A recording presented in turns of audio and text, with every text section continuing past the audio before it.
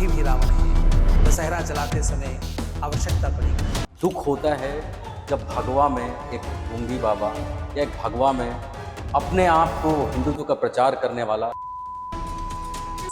बताया जा नहीं सकता, सिखाया जा नहीं सकता। जो सोने का कर रहे हैं ड्रामा, उन्हें जगाया जा नहीं सकता। पूर्व जन्म की जो बात है या उसका जो क्रियाकलाप है वो इस जन्म में क्या वो सही में लोग भोगते हैं? पुनरपि जननम पुनरपि मरणम पुनरपि जननी जठरे शयनम। हर व्यक्ति कन्यादान करता है और उसके बाद दूसरे की कन्या को जलाने के लिए घूम रहा है।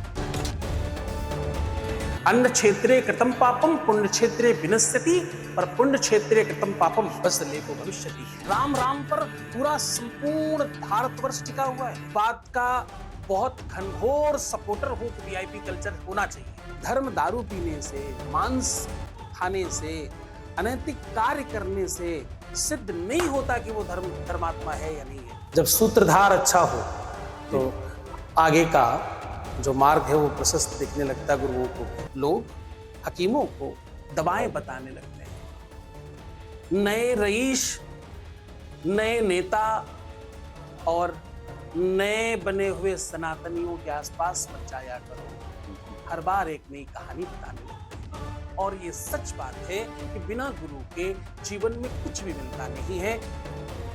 जिंदगी तब तक आपकी स्याह है जब तक आप गुरु के दर्शन और गुरु के आदर्श और गुरु के पद चिन्हों पर नहीं चलते हैं। जीवन तब तक आपका स्याह है जब तक गुरु आपका मार्गदर्शन नहीं करते। और जीवन तब तक आपका स्याह है जब तक गुरु दक्षिणा के रूप में आप गुरु को कुछ निछावर नहीं करते। जीवन हमेशा एक पथ पर चलने की बात कहती है। जीवन हमेशा एक संयम बनाकर रहने की बात करती है। जीवन हमेशा से एक मेजरमेंट की बात करती है। जीवन हमेशा से संतुलित भाषा, संतुलित व्यवहार और संतुलित पोषाहार की बात करती है। तब जाके आप मनुष्य को समझ पाते हैं। ऐसे ही साधु संत बहुत मुश्किल से और बहुत ही प्रेरणा के स्रोत होते हैं और वो जब आपको मिल जाते हैं तब आपका जीवन एक जिंदगी में तब्दील हो जाती है। ऐसे ही जगत गुरु सतीश आचार्य जी महाराज हमारे साथ हैं और आज सौभाग्य मिला है कि वो आज हमारे स्टूडियो में हैं। महाराज जी, सबसे पहले कोटि कोटि प्रणाम आपको। जी, बहुत आभार आपका, बहुत आशीर्वाद। ये जिस प्रकार से आप ये मुहिम चला रहे हैं धर्म की, मैं इससे बहुत आनंदित हूँ। तो मुझे लगता है कि जब सूत्रधार अच्छा हो जी। तो आगे का जो मार्ग है वो प्रशस्त दिखने लगता है गुरुओं को भी। बहुत धन्यवाद आपका। जी गुरु जी, सबसे पहले सवाल वो क्या जेनजीज जिसकी हम बात कर रहे हैं, एक लड़ाई, एक मुहिम और एक दूसरे को गिराने की जो बात हो रही है, तो धर्म उसमें कहाँ एक अपना रोल अदा करता है? देखिए, धर्म को सबसे पहले ये समझना पड़ेगा कि धर्म कहते किसको है। धर्म है क्या? टीका चंदन लगाना धर्म है, चोटी रखना धर्म है, हमारे जैसे कपड़े पीले भगवे या लाल पहनना धर्म है, मंदिर जाना धर्म है, सत्कर्म करना धर्म है। धर्म है क्या? धर्म है जिसे धारण किया जाए अथवा जो धारण करने योग्य हो, उसको धर्म कहते हैं। जो आपको ये बताए how to do, when to do, where to do और वांट टू डू, इस पर जो आपको सही तरीके से कसौटी पर खरा निकाल कर आपको गंतव्य तक पहुंचा दे, उसका नाम धर्म है। धर्म कहाँ आवश्यक नहीं है, चिंता इस बात की भारी है आज। चाहे वो जेनजी हो, चाहे अल्फा हो और चाहे चाहे वो पुराने लोग हो, चिंता ये बड़ी है। आज जिस पाठ्यक्रम की आप बात करते हो, आज जिस तरीके की बातचीत सामने देखने को मिलती है अथवा जो आप ये स्क्रॉलिंग पर स्क्रॉल कर देते हैं। जी। चीजें देख रहे हो, इसके सबके निर्माता कौन है अथवा जो निर्माता है उनको पढ़ाने वाले कौन है? तो कुछ भी न नया है न कुछ भी पुराना है। आवश्यकता है सही चीज का आंकलन करने वाले, बताने वाले की, सही तरीके से जगाने वाले की और वास्तव में पढ़ाने वाले की आवश्यकता है। उसके बाद तो फिर कोई संकट ही नहीं है। चाहे वो जेनजी हो, जेनजी अल्फा हो, चाहे वो पुराने जीर्ण शीर्ण लोग हो, सब 70s वाले, 50s वाले, सब एक जैसी बात है, उसमें कुछ अंतर नहीं है। ये सब केवल नामकरण है, इससे होता वाता कुछ नहीं है। हम्म। धर्म और जी। अधर्म में जो लोग अपने आप को कहते नहीं यार ये तो अधर्म नहीं किया मैंने। अब जैसे एक बहुत सिंपल सा उदाहरण है कि सावन आएगा तो शिव के प्रेमी लोग हो जाएंगे, सावन आएगा तो मांस मदिरा नहीं खाएंगे। तो ये जो अधर्मी लोग हैं उनको क्या उपदेश देना चाहेंगे आप? देखो वो, मैं तो धर्म को किसी और चीज से जोड़ पाता ही नहीं हूं। आप धर्म को उल्टा नहीं कर सकते। व्हाट आई एम सेइंग, आप धर्म को विलोम नहीं कर सकते। हम्म, आप धर्म को जब आप अधर्म कहते हो हम्म, तो आपने सिर्फ आ लगाया है। हम्म, धर्म जैसे का तैसा ही है, हम्म, उसे बदला नहीं जा सकता। हम्म, और मैं फिर आपको कह रहा हूं, धर्म दारू पीने से, मांस खाने से, हम्म, अनैतिक कार्य करने से सिद्ध नहीं होता कि वो धर्मात्मा है या नहीं है, धर्म हम्म, करता है नहीं। हम्म, आचरण देखिए, आहार, व्यवहार, प्रत्याहार, ये ये पूरी समाज तक की सीढ़ियां जरूर हैं वहां तक पहुंचने की, हम्म, लेकिन ये बिल्कुल आवश्यक नहीं है कि इस पथ पर चलकर कोई वहां तक पहुंचा नहीं जा सकता, कोई पहुंचता नहीं। मैं इस बात को नहीं मानता। मैं इस बात को बिल्कुल नहीं मानता कि जो जो शाकाहारी है वही धार्मिक हो सकता है। हम्म, धर्मवान होना हम्म, आहार भर निश्चित नहीं करता। क्यों? क्योंकि वेद कहता है, मैं नहीं कह रहा हूं, आहार निद्रा भय मैथुनम च हम्म। असामान्य में तत्पसुभिर निराणाम। तो ये जगत गुरु सतीश आचार्य बहुत बड़ी बात कर रहे हैं कि धर्म मांस मदिरा और उसको खाने से ऐसा नहीं होता है कि वो धर्म की सिद्ध ओर नहीं जा नहीं सकता। होता, क्योंकि भोजन तो पशु भी करता है। हम्म, वो शाकाहारी पशु भी हैं, मांसाहारी पशु भी हैं। मैं इस बात को ना बढ़ावा दे रहा हूं कि आप मांस खाइए, और ना तो मैं आपको कह रहा हूं कि आप मत खाइए। हम्म, आपका विवेक, आपका स्वास्थ्य, आपका शरीर जैसे सही चल सके उस पर हम्म, चलिए। पहला आवश्यक है आपका निज धर्म का पालन करना। हम्म, शाकाहारी होकर के आपकी प्रवृत्ति अगर राक्षसीय है हम्म, तो आप शाकाहारी किस बात हम्म। बिल्कुल के? सही बात। आहार व्यवहार में परिणत करता है। हम्म, व्यवहार अनुकूल है, हम्म, मांसाहार करके भी हम्म। कोई व्यवहारी बड़ा अनुकूल है तो मांसाहार ज्यादा अच्छा है। तो वो अच्छा इंसान है, बिल्कुल अच्छा वो इंसान है। धर्मी इंसान है। कारण, आप आपका परिचय क्या है? If I ask you what's your name, tell my me. Name is Shashikesh Ranjan. Shashi Kesh Ranjan. Kesh Ranjan. हाँ, जिसके जटाओं में चंद्र हो। मैं और कई शशि केश रंजन को जानता हूं। जी। Tell me, tell me about yourself. I ask you what's your name. I am a Sanatani Hindu. I know that there is so many persons, I am a simple person, married person. So I have many persons. I too ask you baby only girl. You, तुम्हारे जैसा कोई और नहीं देखा मैंने। अपना परिचय बताइए। तो ये जो मैं आपसे प्रश्न कर रहा हूं, बस यही से असली शुरुआत होती है। आपका आपका परिचय ना नाम है, आपका परिचय ना ग्राम है, ना आपका परिचय क्षेत्र है, ना आपका परिचय स्थान है। आपका परिचय आपका स्वभाव है, आपका व्यक्तित्व है, आपकी निजता है, आपकी रहनी है, और जिससे आप किसी को जीत लेते हो। ये ना स्वरूप करवाता है, ना आपकी भाषा करवाती है, ये तो आपका स्वभाव करवाता है। आपका आपकी निजता, निज धर्म कराता है।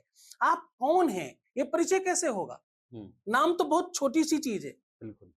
आपका स्वभाव परिचय आपका कराता है। आज तक तो हम लोग गुरु जी यही समझते थे कि आप कौन हैं, तो हम शशिकेश रंजन हैं।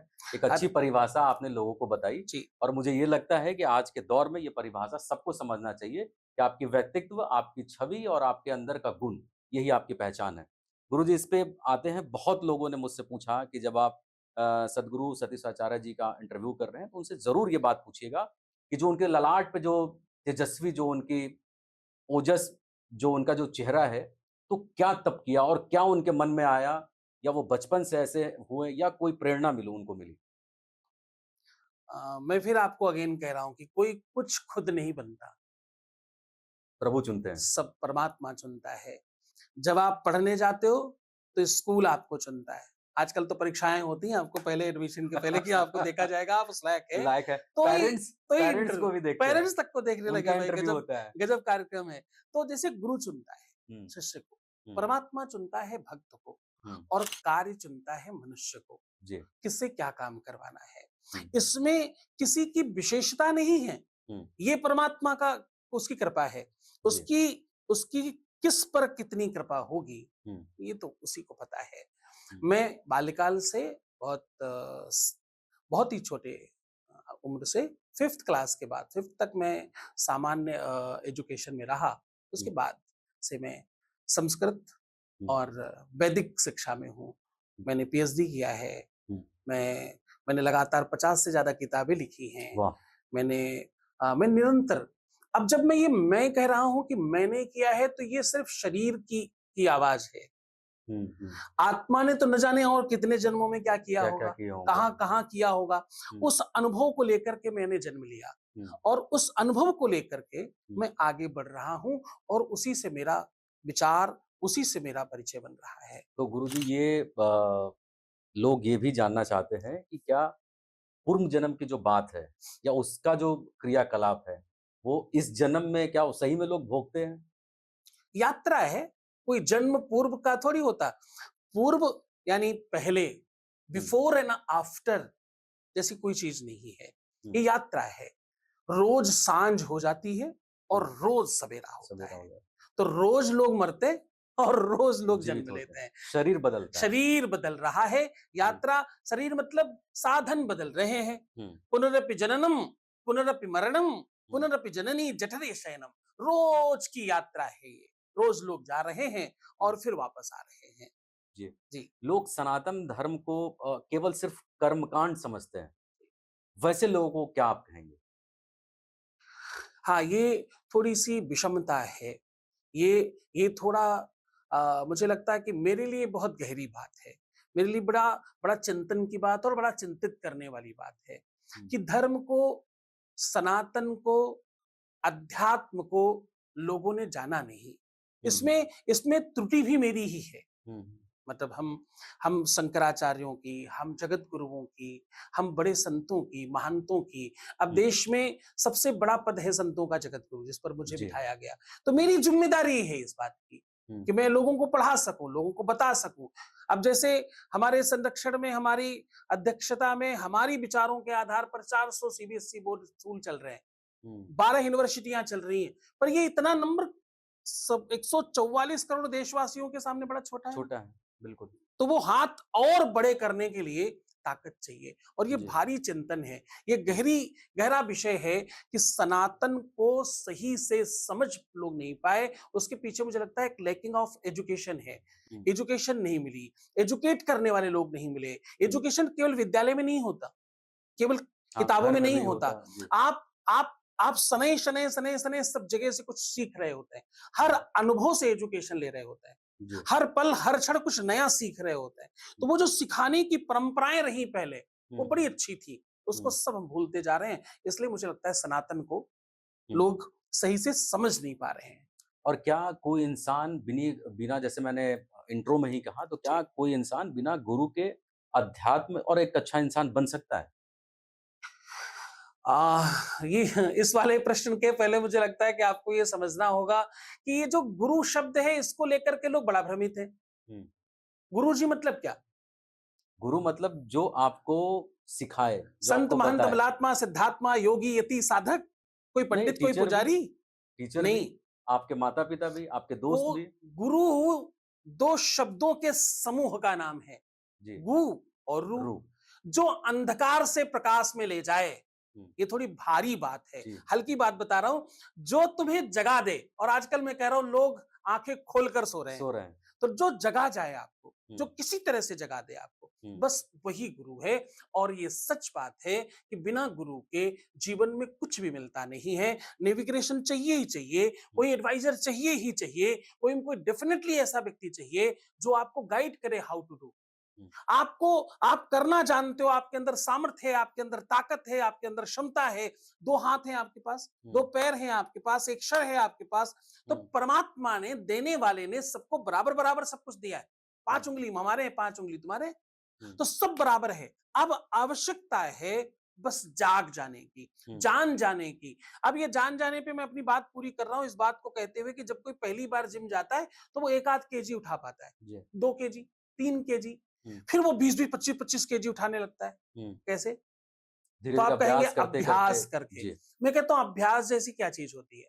हुँ, जाग के, हुँ, धीरे-धीरे आप जागे। हुँ, आपने अपने आप को मानने पर मजबूर किया, yes I will, hmm, yes I can, hmm, मैं कर पाऊंगा बिल्कुल। और अब मैं कर रहा हूं। हुँ, तो बस इतनी सी यात्रा का नाम अनुभव है, हुँ, अभ्यास है। तो करिए, अमीर हुँ, बनने के लिए, श्रेष्ठ बनने के लिए, हुँ, बेहतर बनने के लिए, हुँ, बहुत बड़ा हो जाने के लिए हुँ, अभ्यास कीजिए। ठीक है। और क्या जगत गुरु सतीश आचार्य महाराज जी को दुःख होता है जब भगवा में एक ढोंगी बाबा या एक भगवा में अपने आप को हिंदुत्व का प्रचार करने वाला गलत काम करता है या लोगों को बरगलाता है? दुःख होता है आपको? नहीं, मुझे बड़ी खुशी होती है। मैं बहुत प्रसन्न हूँ, मैं बहुत आनंदित हूँ, मैं बहुत बहुत हर्ष है मुझे इस बात को देखकर कि हमारे देश में अभी भी रावण है। दशहरा जलाते समय आवश्यकता पड़ेगी। हुँ, हमें हमें गर्व है इस बात का। एक हाथ में माला और एक हाथ में भाला लेकर चलने में माला वाली आवश्यकता लगती रही। भाले हुँ, वाली आवश्यकता है अभी इस देश को। हुँ, इस देश को आवश्यकता है हर हर परमात्मा, हर ईश्वर, हर शक्ति, हर दुर्गा, काली, लक्ष्मी सबके हाथों में जो अस्त्र-शस्त्र है ना, हुँ, मुझे लगता है आवश्यकता है अभी उसको उसका प्रयोग करने की। और मैं आपको सत्य कहूँ, हुँ, मैं इसलिए प्रसन्न हूँ कि ये सब जगाने का काम कर रहे हैं। बड़ा अच्छा काम है ये तो। हुँ, इसके बाद भी जो लोग नहीं जागे, तो हम लोगों को लगेगा कि अभी काम बाकी है। बाकी है। ये ये एग्ज़ाम अच्छा था, हुँ, हुँ, ये प्रदर्शन बड़ा अच्छा था। हुँ, वो व्यक्ति मूर्ख है, वो व्यक्ति अच्छा है, वो धूर्त है, वो जेल से छूट कर आया, उसने तमाम कुकर्म किए और वो मतलब राक्षस ही है, इसमें संदेह थोड़ी है। हुँ, तो रावण था ही। ये हुँ, तो हमने सुना है, ये कहानियों में निरंतर हम जानते हैं कि रावण ऐसा करेगा। हुँ, पर इस परीक्षा में हम कितनी विजयी होंगे, वो हुँ, देखना बाकी था। तो हुँ, मुझे देखने को मिला कि हमारे भारतवर्ष में इसका विरोध नहीं हो पाया। जी। हमारे भारतवर्ष में भारतीयों ने विरोध नहीं किया। तो मैं प्रसन्न इस बात से हूँ कि मुझे भी काम करने का मौका बहुत है। हुँ, मेरे पास अवसर बहुत है काम करने का। हुँ, अभी बहुत जगाना बाकी है। 99.9% लोग सो रहे हैं। हुँ, कुछ चंद लोगों की आवाज आई हुँ, कि एक एक वीर निकला हुँ, जिसने जाकर के कम से कम अपने अपने वो अपनी पादुकाओं को कष्ट दिया उसकी तरफ फेंक कर। हुँ, पता नहीं वो इस लायक था भी कि नहीं कि उस हुँ, पर चप्पल जूते फेंके फेंके जाएं। हुँ, तो मैं खुश हूं, मैं प्रसन्न हूं हुँ, इस बात के लिए कि मुझे लगता है कि अभी काम थोड़ा और बाकी है। बाकी है। जी। और आपको ये नहीं लगता कि ये धर्म के नाम पे जो बँटवारा चल रहा है, धर्म के नाम पे जो लोगों को बरगलाया जा रहा है और धर्म के नाम पे प्रचार किया जा रहा है, चूँकि हम राजनीतिक बात तो नहीं करेंगे, लेकिन ये धर्म के नाम पे जो लोगों के बलि चढ़ाई जा रही है, उसका क्या करना चाहिए? क्या वो लोग मूर्ख हैं या फिर जानबूझ के उस दलदल में जा रहे हैं और जब छले जाते हैं, तब वही कहते हैं कि भाई इस इंसान ने इस भेष में मुझे छल कर लिया या मुझे ठग लिया? बताया जा नहीं सकता, सिखाया जा नहीं सकता। जो सोने का कर रहे हैं ड्रामा, उन्हें जगाया जा नहीं सकता। कोई तुम्हें छल रहा है, कोई तुम्हारे साथ गलत कर रहा है और तुम करवा रहे हो, तुम होने दे रहे हो। ये ये इसका सीधा अनुभव ये कहता है कि तुमको पढ़ना बाकी है। गलती किसी और की नहीं, ये तुम्हारी अपनी गलती है। हुँ, और धर्म के नाम पर हो रहा है तो इसलिए हमें गुस्सा करना चाहिए? नहीं, बिल्कुल नहीं गुस्सा करना चाहिए। हुँ, हमें आत्मनिरीक्षण करना चाहिए कि धर्म को लोग इतना भी नहीं जान पाए क्या आज तक? हुँ, क्या इतने सैकड़ों सालों में सतयुग, द्वापर, त्रेता सब युग निकल गए, हुँ, कलयुग आ गया, अभी तक हम इतना भी सीख नहीं पाए। हमें ये भी नहीं मालूम पड़ पाया कि धर्म होता क्या है? हुँ, धर्म कहते किसको हैं? कौन गुरु है? कौन संत है? कौन महंत है? कौन संसद के बाहर लाल पीला पहनकर बैठेगा उसको भी हम संत मानेंगे और कौन सच में अपना पूरा जीवन आग में झोंक कर तुम्हारे लिए जीवन बर्बाद करेगा, हम उसको संत मानेंगे कि नहीं मानेंगे? हुँ, मुझे लगता है कि बस यही परीक्षा बाकी है, हुँ, इसी पर काम करना बाकी है। तो धर्म के नाम पर जब कोई गलत काम होता है, तो हुँ, कैसा लगता है?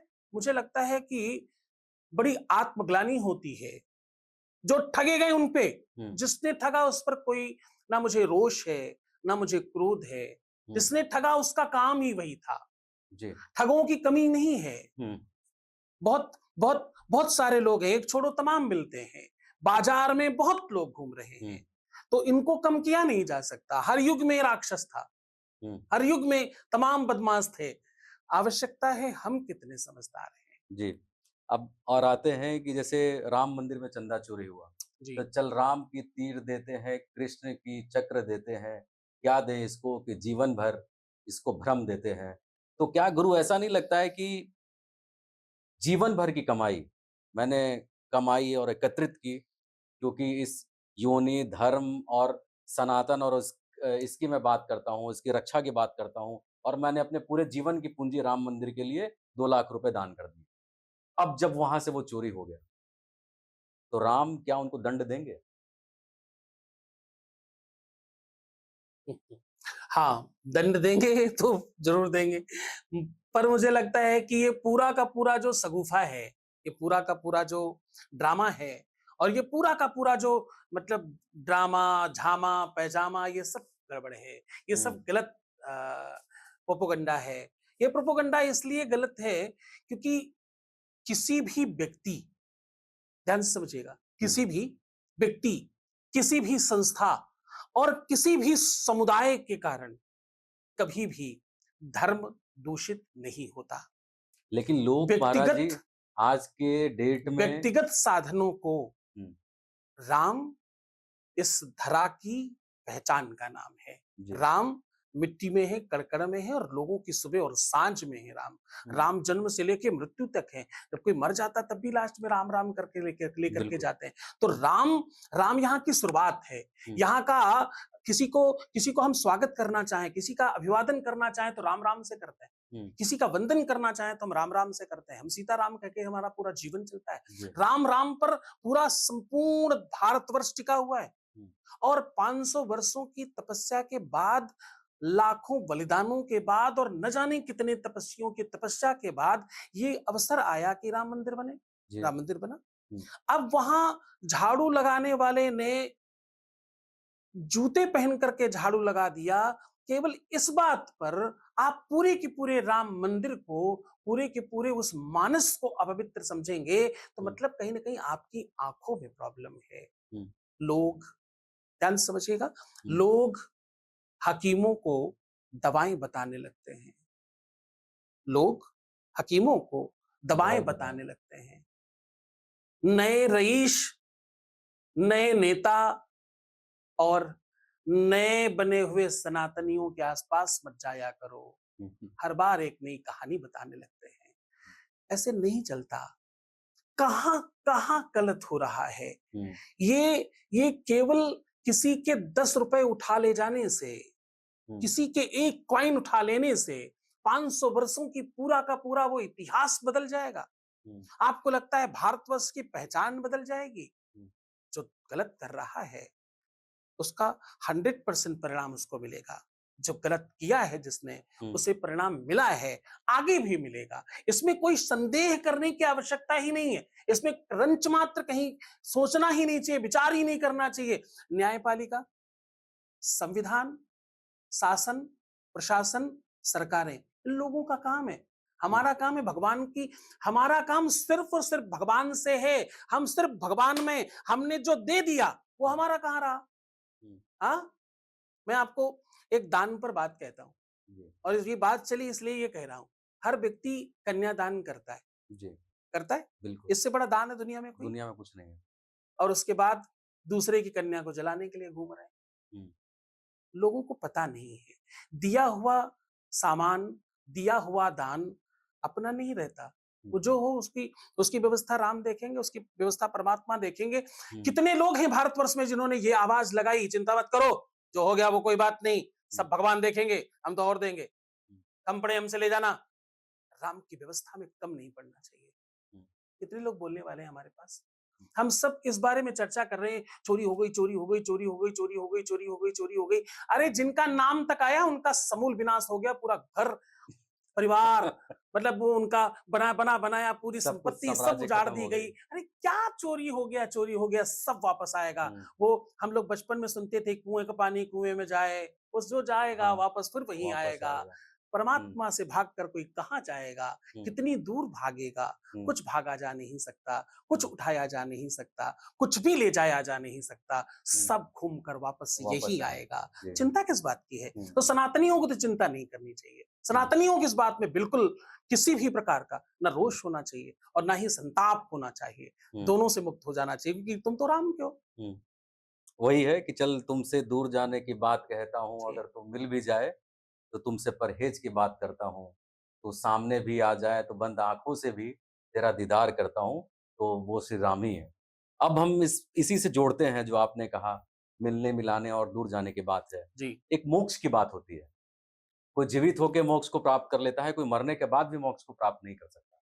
तो ये क्या है महाराज जी, इसको कैसे डिफाइन करेंगे और मोक्ष होता क्या है?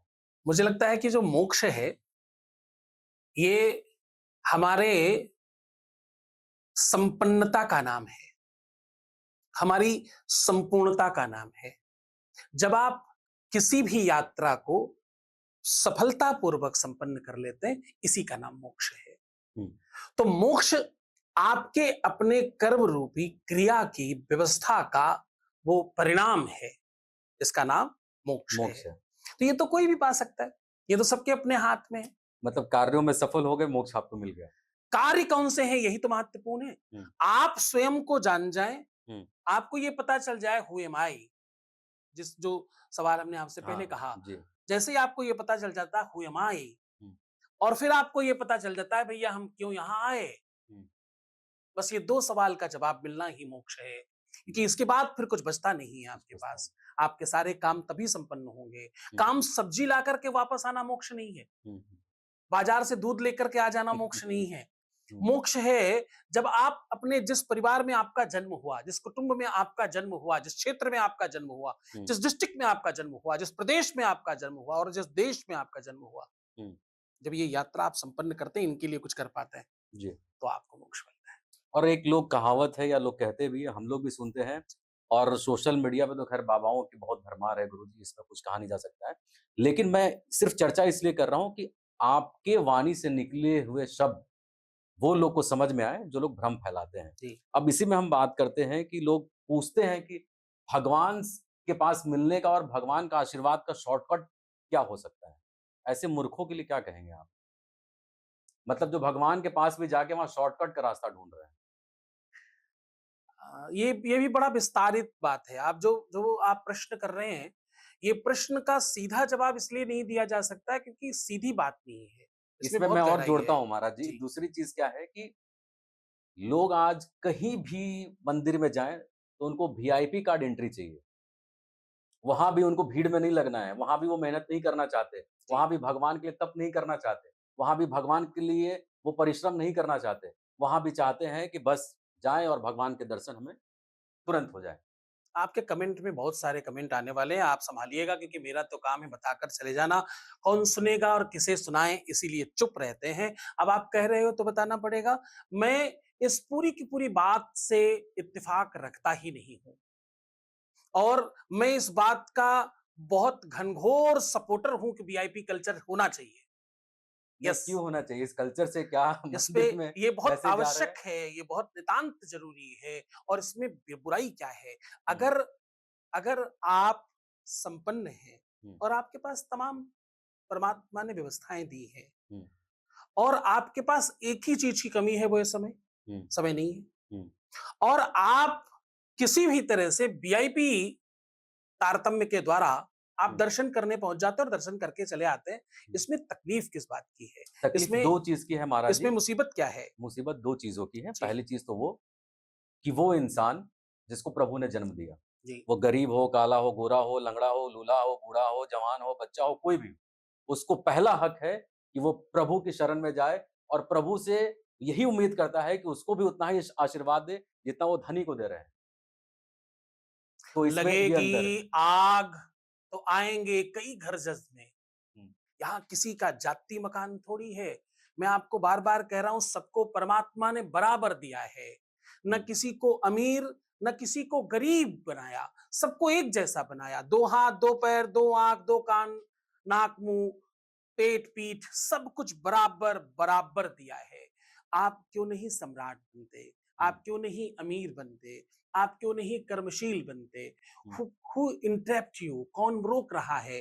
कौन आपको अवरोधित कर रहा है? ये और महाराज जी कौन कहता है कि तुम अमीर नहीं बनो? Let me finish my sentence because it's very important. Important, ज़रूरी राइट, है ये हाँ, बताना। प्लीज। वीआईपी कल्चर इसलिए आवश्यक है क्योंकि जो वीआईपी आकर के आगे जल्दी से दर्शन करके चला गया, उसके पास जो संपत्ति आई है वो बरसात से नहीं आई, उसने वो कमाकर कमाई है, मेहनत करके लाई है। और वो भी एक तपस्या है, वो भी एक साधना है। एक व्यापारी कभी भी दोपहर का खाना सही समय पर नहीं खा पाता, हम्म, लेबर खाता है। हम्म, एक व्यापारी सांझ का खाना कभी भी समय पर नहीं खा पाता, और सही समय पे तो छोड़ो, कभी कभी नहीं खा पाता। हम्म, और ये लेबर खाता है, हम्म, सामान्य व्यक्ति खाता है। एक बड़ा व्यक्ति, एक अमीर आदमी केवल अकेले अमीर नहीं होता, वो अपने साथ में पूरे समूह को अमीर करता है और न जाने कितने लोगों को काम प्रदान करता है, एक व्यवस्था प्रदान करता है। जिसको जो मिला है वो उसकी अर्निंग है, उसने वो अर्न किया है, उसके लिए उसने मेहनत किया, परिश्रम किया, व्यवस्था किया, साधन बनाया, फिर वो अमीर बना। और आज जब वो वीआईपी बनकर वीआईपी कल्चर से अंदर जा रहा है, तो वो अंदर जाकर के बोलता है, अरे भगवान जी अंदर एसी नहीं है क्या? भगवान जी के पास एसी नहीं लगा है पुजारी जी? तो पुजारी बोलता है, हाँ जी सेठ जी, एसी तो नहीं लगी है। अरे तुरंत एसी लगाइए।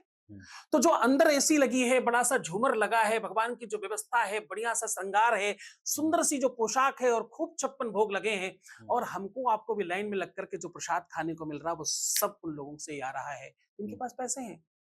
हम वो बड़ी बड़ी दीवारें, बड़ा सा मंदिर और खूब आलीशान प्रांगण, उसमें हमारा योगदान नहीं है खास।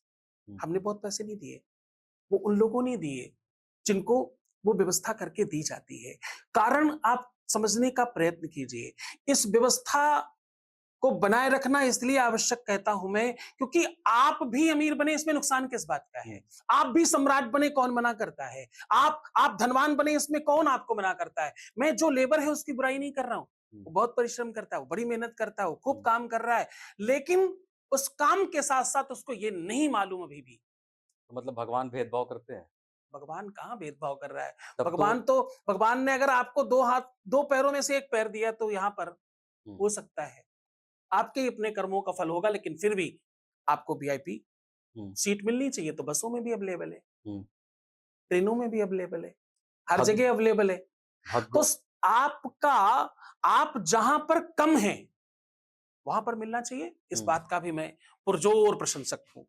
लेकिन जहां आपके पास सब है, हाँ, आप तीर्थ में जाकर माली से भी झगड़ेंगे, तीर्थ पे जाकर आप प्रसाद वाले से भी झगड़ेंगे, तीर्थ पर जाकर जो आपको बिठाकर ले जा रहा है रिक्शे वाला, उससे भी आप झगड़ेंगे, तीर्थ में जाकर जो लाइन में लगे लोग, उनके साथ भी आप बदतमीजी करेंगे, तीर्थ पे जाकर के आप तमाम उन लोगों की सामग्री को तड़ेंगे, और पता नहीं क्या, मतलब शायद शायद कहीं उठाई नहीं ले जाए, वो सब भी आप जाकर के करेंगे। तीर्थ में जाकर के जो नहीं करना चाहिए वो भी आप करेंगे, और फिर भी आपको वीआईपी कल्चर मिलेगा, फिर भी आप कहते हैं भगवान भेदभाव करता है। तो ध्यान रखना, अन्न क्षेत्रे कृतम पापम पुण्य क्षेत्रे विनश्यति, पर पुण्य क्षेत्रे कृतम पापम वज्रलेपो भविष्यति। जो तुम सामान्य जगह में पाप करते हो वो तीर्थ पे जाकर नष्ट हो जाता है, लेकिन जो तीर्थ में जाकर पाप करते हो वो दुनिया में कहीं जाने से नष्ट होता नहीं है, वो तुम्हारे साथ रहता है, और इसको तुमको भोगना ही पड़ेगा, कोई संदेह नहीं है इसमें। भगवान के लिए कहते हैं ना महाराज जी की तू सामर्थ्य है, तू सिद्ध है, तू प्राण है, तू यश है, तू गर्व है, तू सब कुछ है। तो मुझे बस ये समझना है कि वो जो इंसान पीछे रह गया, तो क्या वो जन्मों से पीछे रह गया, कर्मों से पीछे रह गया, या ईश्वर ने बनाया है कि तुम कुछ भी कर लो, तुम गरीब के गरीब ही रहोगे? हाँ, ये प्रश्न बड़ा अच्छा है आपका। इस प्रश्न से मुझे लगता है कि तमाम लोगों को काफ़ी जानकारी मिल सकती है, अगर उनके विचार काम कर गए तो। जी। भगवान कौन है? भगवान कहाँ है? भगवान हमने तो देखा नहीं, आप लेकिन देखना चाहते हैं भगवान? भगवान मैं आपको आपके पॉडकास्ट में भगवान दिखाऊँ, आप देखना चाहते हैं? बिल्कुल, मतलब ये तो मेरे लिए जिसको बोलते हैं कि जीवन का सबसे बड़ा, अगर किसी से आप मांगो तो वो मिल जाएगा।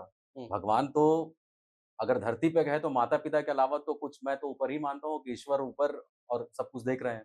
जी।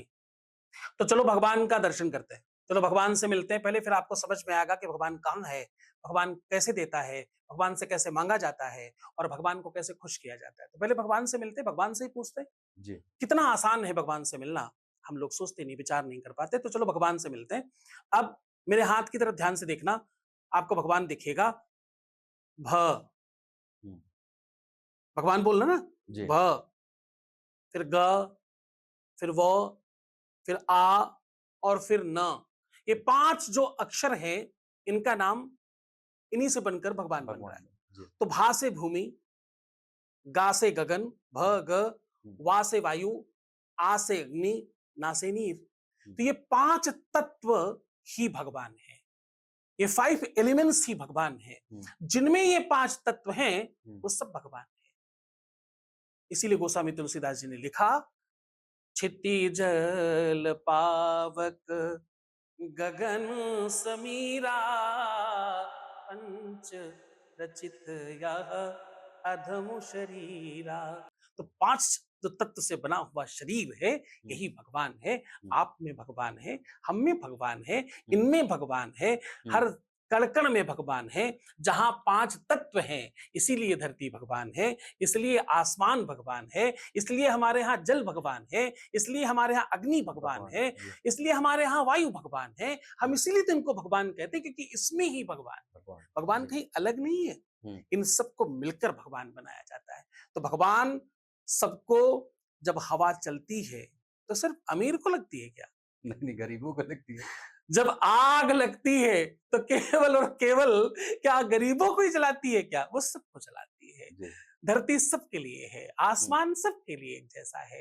तो हुँ, परमात्मा सबके पास बराबर बराबर है, हुँ, कम ज्यादा नहीं है। हुँ, अब आप उसे कितना प्रयोग कर रहे हैं, हुँ। ये आप पर निर्भर करता है। विवेक आपका इंडिविजुअल है, जी। दिमाग आपका इंडिविजुअल है हुँ, और विचार आपके इंडिविजुअल हैं। विचार बदलेंगे हुँ। तो इंसान बदलेगा और इंसान बदलेगा तो भविष्य बदलेगा, बिल्कुल। फिर सब अच्छा होगा। जी। अब इसी में से एक जोड़ते हैं कि जैसे लोग कहते हैं ना कि मूर्ति पूजा के पीछे बहुत साइंस है। जी, तो मैं इसमें एक और ऐड ऑन करता हूँ कि मूर्ति पूजा ही नहीं, भगवान को अगर आप प्रणाम करते हैं, भगवान की पूजा करते हैं, तो एक साइंस है। वो साइंस क्या है गुरुजी, जो आज के लोग नहीं समझ पाते हैं?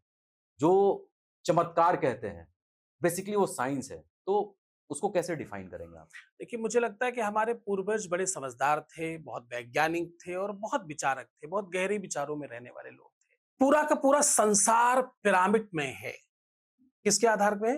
किस आकार में है? पिरामिड के पिरामिड बारे में में। है। जी। ऊपर पतला, हुँ, नीचे मोटा, हुँ, अथवा फिर पतला, फिर मोटा, फिर पतला, फिर मोटा। वो पिरामिड जितने बनते जाएँ, हुँ। पिरामिड के ऊपर भी पिरामिड बनते हैं। जी।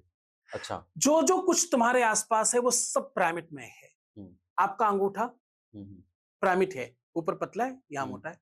हुँ, आपका शरीर यहाँ पतला है, फिर मोटा है, हुँ, पिरामिड है। हुँ, पूरी दुनिया में जिधर भी आप देखें, जो-जो कुछ आप देख रहे हैं, सब पिरामिड है। नेवर एवर कुछ भी, आंख हुँ, इधर पतली फिर हुँ, मोटी फिर पतली, हुँ, सब पिरामिड है। जो भी कुछ आप जहां देख रहे हैं, हुँ, पूरी दुनिया में, सकल जगत में सब पिरामिड है। इसलिए मंदिर बनाया गया, हुँ, इसलिए उस एनर्जी को एकत्र करने का एक संसाधन क्रिएट किया गया। आज मोबाइल को आप चार्ज करने के लिए पहले तो प्लग लगता था, हुँ, हुँ, आज आप किसी पे रख दीजिए तो चार्ज हो जाता है। हाँ, जी, मतलब कैसे हुआ ये? हुँ, ये संभव कैसे हो पाया? तो वाईफ़ाई एनर्जी उसके साथ हो गई। मैग्नेटिक जी। उस एनर्जी को हुँ, उन्होंने आइडेंटिफाई किया हुँ, और उससे आइडेंटिफाई करके इलेक्ट्रिक से कन्वर्ट किया, हुँ, तो मोबाइल चार्ज होने लग गया। जी, ये आया कहाँ से? ये सीखा कहाँ से? हुँ, ये सीखा मंदिर से। हुँ, मंदिर में हम क्या करते हैं, 2 अलग-अलग पत्थर रखते हैं।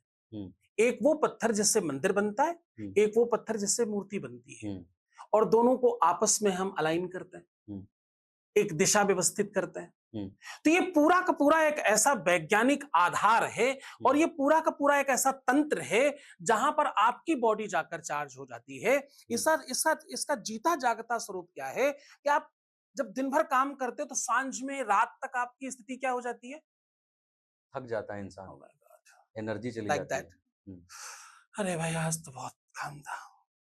फिर जी। क्या करते हैं? अपन सो जाते हैं हुँ। और सोने के बाद जब सुबह उठते हैं तो क्या होता है? एनर्जी रहती है, चार्ज होता है इंसान। ये कैसे हुआ? रात में एक थका-हारा बहुत अस्त-व्यस्त आदमी सोया हुँ, और सुबह चैतन्य उठा। ये कैसे हुँ, हुआ? ये क्या क्या काम कर रहा है? हुँ, अगर अनाज काम करता है, फूड काम करता है तो दिन में काम क्यों नहीं कर रहा था? हुँ, और बिना सोए ये कैसे नहीं हो पाता? हुँ, ये जो पूरी विज्ञान है ना, ये सारी की सारी विज्ञान मंदिर में दिखती है आपको। हुँ, ये सारे के सारे विज्ञान का जवाब आपको मंदिर जाकर मिलता है। आप जब मंदिर में बैठते हैं, मंदिर में जाके ध्यान करते हैं, मंदिर में जाके आप पूजा करते हैं, हुँ, मंदिर में जाके प्रसाद लगाते हैं, मंदिर में जब आप मूर्ति को जाकर के देखते हैं और अपनी बात कहते हैं, लुक एट दैट, जब आप अपनी बात कहते हैं, जी, कभी आप मंदिर में जाकर ऐसे बात नहीं करते, हुँ, कभी मंदिर में जाके आप ऐसे बात नहीं करते, जी, कभी मंदिर में जाकर के आप और इधर-उधर की बातें नहीं करते। हुँ, मंदिर में जाकर के आप बड़े शालीनता से, हुँ, बहुत सहज होकर हुँ, और बहुत निजी होकर बोलते हैं। जी, आप जो हैं, आप जैसे हैं, हुँ, ये अब यहाँ दिखावा समाप्त है, अब हुँ, यहाँ प्रदर्शन समाप्त है, अब यहाँ बिल्कुल किसी भी प्रकार का कोई भी आडंबर नहीं है। हुँ, जितना शो ऑफ था, हुँ, वो सब बाहर रह गया। हुँ, अब मंदिर कौन गया? आप गए, हुँ, अकेले गए, शरीर भी साथ नहीं है, हाँ, हुँ, इसलिए आँखें बंद कर लिया। हुँ, अब बाहरी सारी चीज़ें समाप्त हो गई, अब सिर्फ तुम हो और तुम्हारा भगवान है। हुँ, ये पूरा कुछ पूरा जो साइंटिफिक वे है ना, हुँ, इस पूरे तंत्र का नाम मंदिर है। हुँ, इस भाव में खड़े होकर के आप जहां भी काम करेंगे वहां वहां भगवान सुनेगा, हुँ, इसी भाव में। हुँ, तो ये बने कैसे? इसका कोई तो सोपान चाहिए, कोई रास्ता चाहिए, कोई रूट चाहिए, इसलिए हुँ, मंदिर बनाया गया। हुँ, क्योंकि उन्हें मालूम था, वो बड़े समझदार थे कि आप ऐसे तो ऐसा नहीं करोगे। हुँ, आप चतुर हो, आप चालाक हो, आप दुनिया भर के इसमें कमियां ढूंढोगे, हुँ, तो ये मंदिर में ही हो सकता है। हुँ, मंदिर में ही जाकर आदमी, बहुत गलती हो गई, जो भी हुआ मुझे क्षमा करना भगवान, गलती हो गई, बस इस बार ठीक करो। हुँ, तो ये सारा का सारा भाव क्या कर रहा है? आपके सबकॉन्शियस माइंड को एक मैसेज क्रिएट करा रहा है। हुँ, अब समझना दुनिया की सारी ताकत कहाँ है, एक्चुअली ब्रह्मांड कहाँ है और भगवान कहाँ रहता है? हुँ, वो इधर ही रहता है। इस इस पूरे ब्रह्मांड के अंदर रहता है हुँ, और भगवान का नाम है सबकॉन्शियस माइंड, हुँ, जो वर्क करता है।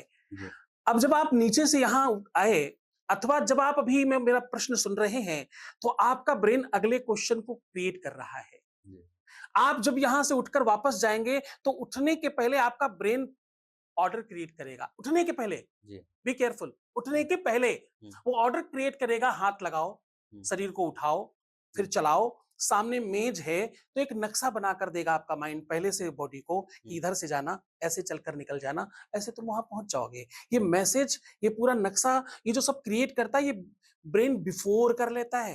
हुँ, और विज्ञान भी ये बात मानने लगी है थोड़ा थोड़ा। हुँ, वेद पहले से मानता है, वेद कहता है 365 दिन का प्लान दिमाग पहले से कर लेता है। हुँ, कितने दिन का? 365 दिन। 365 दिन पहले से। हुँ, 365 दिन पहले आगे क्या क्या आपको करना है, वो हुँ, दिमाग पहले से सुनिश्चित कर लेता है। हुँ, वो ऐसे ही करवाता रहता है आपसे। तो तुम नहीं चला रहे हो ये दुनिया, ये पूरी की पूरी दुनिया तुम्हारा भगवान चला रहा है। हुँ, तुम्हारे तुम्हारे सबकॉन्शियस माइंड में, तुम्हारे ब्रह्मांड में बैठा हुआ भगवान चला रहा है। हुँ, तो इसी बात को कहते हुए एक लाइन कहता हूँ, पूरी दुनिया में सब गलत हो सकते हैं, भगवान कभी गलत नहीं हो सकता, परमात्मा गलत होता नहीं है, हुँ, परमात्मा सदैव अच्छी चीजें आपको देता है। हुँ, हमारे एक संत हैं भजनानंदी, उनकी एक लाइन मुझे याद आती है, बस एक विधाता ही निर्दोष रहा, बस एक विधाता ही निर्दोष रहा, बाकी सब में कोई ना कोई दोष। दोष रहा, बाकी सब में कोई दोष है, हुँ, सब में कोई अपराध है। तो आपका परमात्मा, आपका ईश्वर निर्दोष है और वो तुम्हारे ही साथ है। हुँ, तो उसने तुमको गरीब नहीं बनाया, मैंने इसलिए कहा है आपको। हुँ। हाँ, जी, बिल्कुल। जिनका ये रहता है ना कि भाई इतना मेहनत करते भगवान सुनते नहीं है। जी, बहुत अच्छी तरह से आपने एक दार्शनिक जो एक संत महात्मा समझाते हैं वो आपने एक ज्ञान दिया। अब इसी पे आते हैं महाराज जी क्योंकि लोग मस्तिष्क की बात चल रही है। लोगों को ये लगता है कि पुरानी चीज़ें, पुरानी चीजों को आदमी भूल नहीं पाता। एक अतीत में जो चीजें चल रही हैं, एक बेचैनी है, एक बुरी जिसको बोलते हैं आदत या बुरी आत्मा उनके पीछे लगी रहती है। तो वैसे लोगों को क्या करना चाहिए? तंत्र, मंत्र, भूत, प्रेत, पिशाच, डाकनी, साकनी, ब्रह्म राक्षस और वेताल, ऐसी तमाम विधाएं हैं, तमाम नाम हैं और तमाम ऐसे अनुभव हैं जिसको आदिकाल से कैलकुलेट चल किया रहा है गया, और सच है समझा गया, लिखा गया और उसके बारे में बताया गया। और ये सच भी है सच है, और बिल्कुल आज सच भी है। होता है।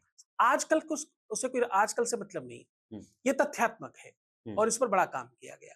इस पर बाकायदा लिखा गया वेदों में भी, मारणम मोहनम वस्य स्तंभनोच्चाटनादिकम, वो षटतंत्र के बारे में वेदों में भी लिखा गया।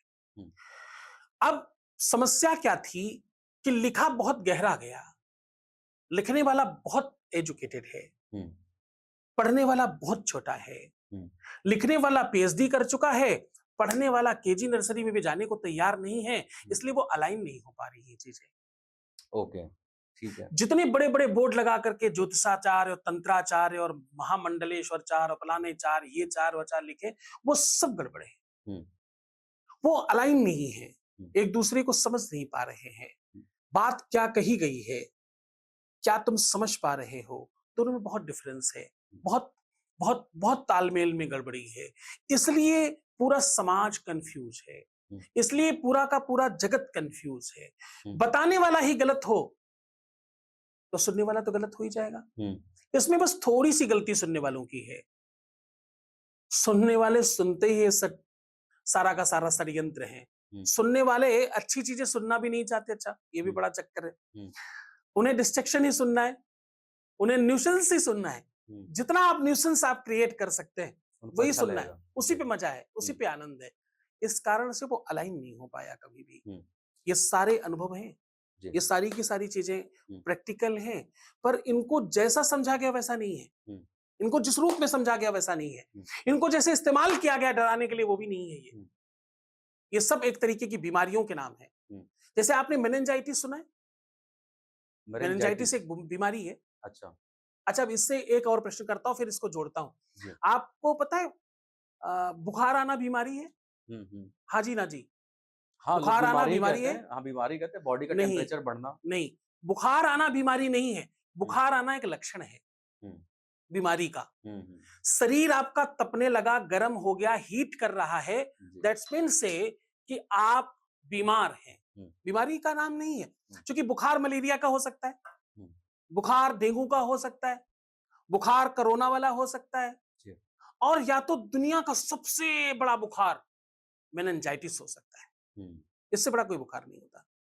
ये बुखार दिमाग पे चढ़ता है जिसको दिमागी बुखार बोलते दिमागी हैं, बुखार, यस, यस, उसको यस। मेनिंजाइटिस कहते हैं। हुँ, हुँ, तो अब बस इतना ही अंतर है उस विषय को समझने में के लिए, हुँ, कौन सा बुखार है, हुँ, किसको बुखार है, कितना बुखार है, हुँ, इसको समझे बगैर कुछ नहीं बताया जा सकता। ठीक है। महाराज जी, वो लोग जो आज के डेट में ये तंत्र विद्या कहते हैं कि मेरे स्टूडियो में वो पता नहीं छुटका-वुटका क्या है और वो एंकर का होठ हिला रहा है, ये सब क्या वास्तविकता है या एकदम बुलशिट जिसको कहते हैं वो है? या क्या सही में ऐसा होता है? देखो, होने के लिए ऐसी कोई दुनिया में चीज नीच नहीं होती, सब हुँ, संभव है। ये जरूरी नहीं होता कि क्या कहा जा रहा है, हुँ, जरूरी होता है कौन कह रहा है। क्या कहा जा रहा है ये इंपॉर्टेंट नहीं है, इंपॉर्टेंट है कौन कह रहा है। कोई सामान्य इंसान कह रहा है सुनो तुमको जेल में डाल देंगे, हुँ, और एक थानेदार कह रहा है तुमको जेल में डाल देंगे, फर्क है ना। हुँ, वो सच में ही डाल देगा, उसके पास वो अधिकार है, अधिकार उसके है। पास वो ताकत है। हुँ, कोई सामान्य व्यक्ति कह रहा है तुम चिंता मत करना इधर की रोड बनवा देंगे, हुँ, और कोई बड़ा मंत्री आता, जो जो ट्रांसपोर्ट मिनिस्टर है, जो रोड मिनिस्टर है, जो इसका काम ही यही है, वो हुँ, कहता है मैं रोड बनवा दूंगा, तो उसके पास वो अधिकार है, वो कर सकता है, उसके पास क्षमता है, वो ताकत है उसके पास, वो हुँ, कर सकता है। तो जब तक ये नहीं समझा जाए कि कौन कह रहा है, हुँ। उसमें क्या काबिलियत है, लेकिन आप तब ये तक कह रहे संभव हैं नहीं कि है। ये सिद्धि है, लोग के पास रहता है, तो इसमें एक मेरे को एक चीज़ बताइए, मान लीजिए जो मरण विद्या और जो मारने की जो विद्या होती है, क्या सही में होता है? किसी के ऊपर काला जादू करके उसको मारा जा सकता है? हाँ, मारा जा सकता है। मैंने आपको कहा मारणम, मोहनम, हुँ, वश्य, मारण, सम्मोहन, हुँ, वशीकरण जिसको आप कहते हो, तो जी, मारणम, मोहनम, वश्य, हुँ, स्तंभम, उच्चाटन, हम्म, स्तंभनोच्चाटनादिकम, ये सब षडतंत्र के अंतर्गत आते हैं। 6 हम्म। तंत्र में से एक तंत्र है ये, तो किसी तो का होता ही मारण है, विद्या किसी के ऊपर कर सब दिया गया तो संभव है। उसको क्या बचाया जा सकता है? अगर मारा जा सकता है तो बचाया भी जा सकता है, कैसे बिल्कुल। पता चलेगा कि उसके ऊपर वो विद्या की गई है? हाँ, ये बड़ा अच्छा प्रश्न है, क्योंकि ये इतना बड़ा विषय है, इस पर मैंने 5-7 किताबें लिखी हैं। जी, भैरव तंत्र लिखा है मैंने, सिद्धियाँ कैसे हासिल करें इस पर लिखा है मैंने, तमाम किताबें लिखी सरलता से, अमेज़न वगैरह पे भी अवेलेबल हैं, तो आप देख पाओगे। जी। ये बहुत अच्छा है कि पता कैसे करें, हुँ, जैसे लक्षण ये बताते हैं कि तुम बीमार हो, वैसे हुँ, ही लक्षण ये बताते हैं कि तुम पर प्रभाव है। हुँ। आँखों के ये जो आईलैशेस है आँखें की, जी, ये जो बाल हैं सामने, जी। इनका एकदम स्ट्रेट हो जाना, ये थोड़े राउंड होते हैं, हाँ। इनका स्ट्रेट हो जाना, हुँ, अधिक नींद आना, हुँ, बहुत आलस लगना, किसी का होने का अनुभव होना हुँ, और बहुत दुर्गंधी आना तुम्हारे अपने शरीर से भी, दूध खराब हो जाना, खाने में स्वाद चला जाना, घर में अच्छा नहीं लगना, घर में लाइट अचानक सब डिम हो जाना हुँ। और दीवालों पर ब्लड इत्यादि के छींटे होना, ऐसे 1.5 लाख प्रकार के एक्सपीरियंस हैं, जिनसे जाना जा सकता है, हुँ। समझा जा सकता है कि तो हाँ, आपके सामान्य ऊपर व्यक्ति तो प्रभाव पकड़ ही नहीं पाएगा महाराज जी फिर। पकड़ सकता है। ये सब असामान्य चीजें हैं, जब जब ये सब हुँ, होने लगता है तो किसी को भी लगता है कि भाई कुछ गड़बड़ हो रहा है हमारे साथ। हुँ, आपको पता सब लगता है, आप जागेंगे कितनी जल्दी, अगेन वो गुरु जी की जरूरत है। हुँ, हुँ, वो हुँ, कोई जगह कितनी जल्दी तुमको जाए, हुँ, तुमको पता चले उसके पहले ही तुमको ठीक कर जाए, हुँ। बस यही काम गुरु का है। जी, गुरु यही काम करता है, गुरु यहीं से आपको संभालता है, गुरु ऐसी बहुत सारी तमाम चीजों से आपको बिना बताए सुरक्षित कर लिया करता है। गुरु हुँ, का यही तो काम है। हुँ। और महाराज जी ये है कि जैसे आप सिद्ध पुरुष हैं, आपके पास बहुत दैवीय शक्ति है। लेकिन वो लोग जो आज सोशल मीडिया पर आके करोड़ों लोगों को बरगला रहे हैं कि तेजपत्ता पे प्रेमिका का नाम लिख दीजिए, कल आपके बस में आ जाएगी। ये कहाँ तक सच होता है? ये जो बीमारी है ना, ये ये बहुत खतरनाक है। जब किसी को किसी से प्रेम हो जाए, जी, तो कुछ समझ नहीं आता। उस समय सब फीका लगता है। ये एक ऐसा ऐसा ऐसा जबरदस्त अनुभव है, हुँ, जिसके आगे माँ-बाप भी कम पड़ने लगते हैं। हुँ, नाते रिश्तेदार, माँ-बाप, घर परिवार वाले, यार दोस्त, दुनिया की जिस संपत्ति के लिए पूरी दुनिया भाग रही होती, वो हुँ, सारी संपत्ति भी अगर किसी की कोई ले ले और उस समय उसको कह दे कि तुम्हारा प्रेमी तुमको मिल जाएगा, हुँ, सारी संपत्ति दे दे तो वो 1 सेकंड में लिख दे। हुँ, ये फ़ील थोड़ा अलग है, ये फ़ील्ड थोड़ी अलग है। तो मैं इसमें ये कहता हूँ कि ये जितने प्रपंच हैं कि वो तेज पत्ते पे लिख दो, वो भोजपत्र पे लिख दो, मैं इस पे हुँ। लिख दो और ये हो जाएगा। मैं एक तो समझता नया-नया महाराज जी चल रहा है कि वो ग्लास में एक ग्लास भर लीजिए, मोबाइल में ही उस लड़की का फ़ोटो देख लीजिए और एक वो मंत्र भाई साहब कह रहे हैं। उसके बाद कह रहे हैं कि वो देख के और वो पूरी ग्लास वो पी जाइए, वो लड़की 100 मतलब पूरी गारंटी है कि वो आपके बस में आ जाएगी। अब ऐसे लोग का क्या? मैं इसमें थोड़ी पॉज़िटिविटी देखता हूँ। मुझे लगता है कि और कुछ होगा कि नहीं होगा पता नहीं। जी। वो वश में होगी कि नहीं होगी नहीं मालूम, हुँ। क्योंकि वो उनके मंत्र में पता है, क्या मंत्र बोल रहे हैं वो। लेकिन एक चीज़ सुनिश्चित है कि हुँ, अगर तुम्हें विश्वास हो गया और तुम्हें भरोसा हो गया, तुम्हें यकीन हो गया उस बात पर, तो कम से कम तुम मरोगे तो नहीं, हुँ। तुम ज़िंदा रहोगे। होप इंसान को जीवित रखता है। लेकिन वैसे पाखंडियों के लिए क्या महाराज जी? देखो पाखंडी तो पाखंडी ही है, आप खुद ही कह रहे हो पाखंडी, तो ये पाखंडियों के लिए क्या? कुछ ये नहीं, मैं कह पाखंडी रहा हूँ को अगली क्योंकि पाखंडी।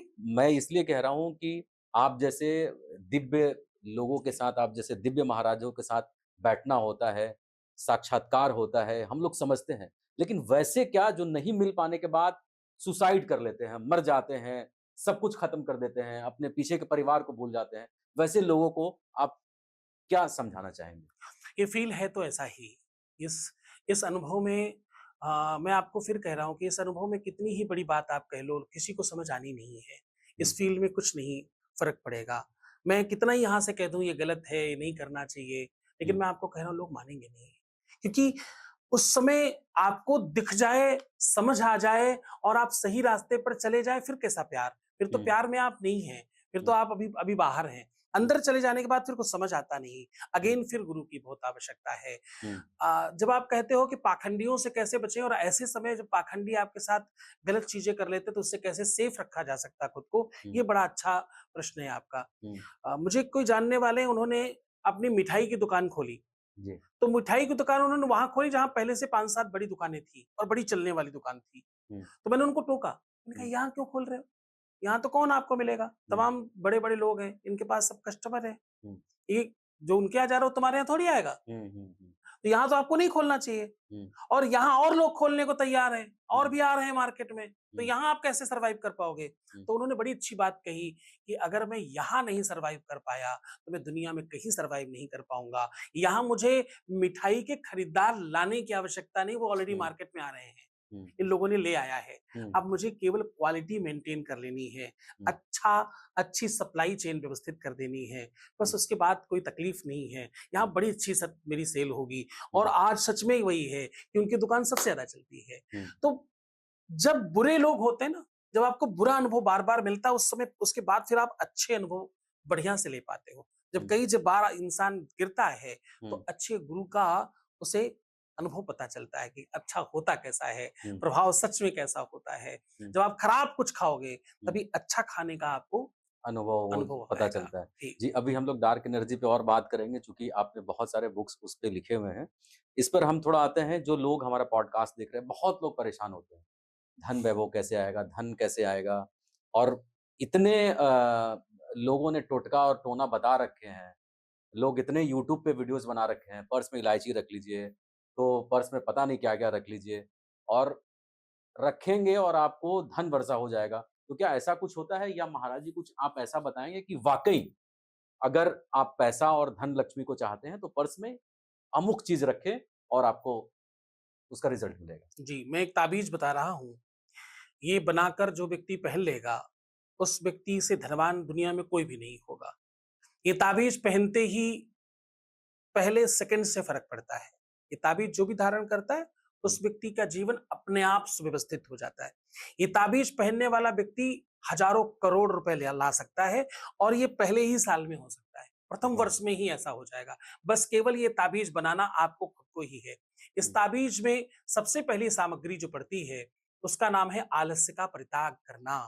जब आप आलस्य का परित्याग करेंगे, जिस समय आलस्य आपको आता है, तो वो आपको ये बताता है कि आप आलसी अगर हो गए, हुँ, तो आप जीवन में कुछ नहीं कर पाएँगे और आलस इस बात को बताने ही आपको पास आता है हुँ, कि आपको कर्मयोगी बनना है। हुँ, आलस को जब आप धक्का मारकर आगे बढ़ते हो, जब आप हुँ, आलस को पीछे छोड़कर आगे बढ़ते हो और आप ये प्रयत्न करते हो कि काल करे सो आज कर, आज आज करे करे सो अब। सो अब, पल में प्रलय होएगी बहुर करोगे त कब। ये पहली सामग्री है। हुँ, दूसरी सामग्री है कि आपको ये चिंतन करना होगा कि आपके पास दिन में 12 घंटे ही हैं, 12 घंटे रात के चले जाते हैं और हुँ, उस 12 घंटे में और तमाम काम भी हैं। तो हुँ, आपको रोज रात्रि में बैठकर अकाउंटिंग करनी है कि तुमने क्या काम किया अच्छा हुँ, और ये कितने रुपए का काम है जो हुँ, तुमने आज किया है। तो वो उस दिन तुम्हें पश्चाताप होना चाहिए। अगर 1 साल में 1000 करोड़ रुपए कमाना चाहते हो, हुँ, तो उसको 365 से भाग दो हुँ, और वो उस 1 दिन की कीमत लिख के रखो कहीं।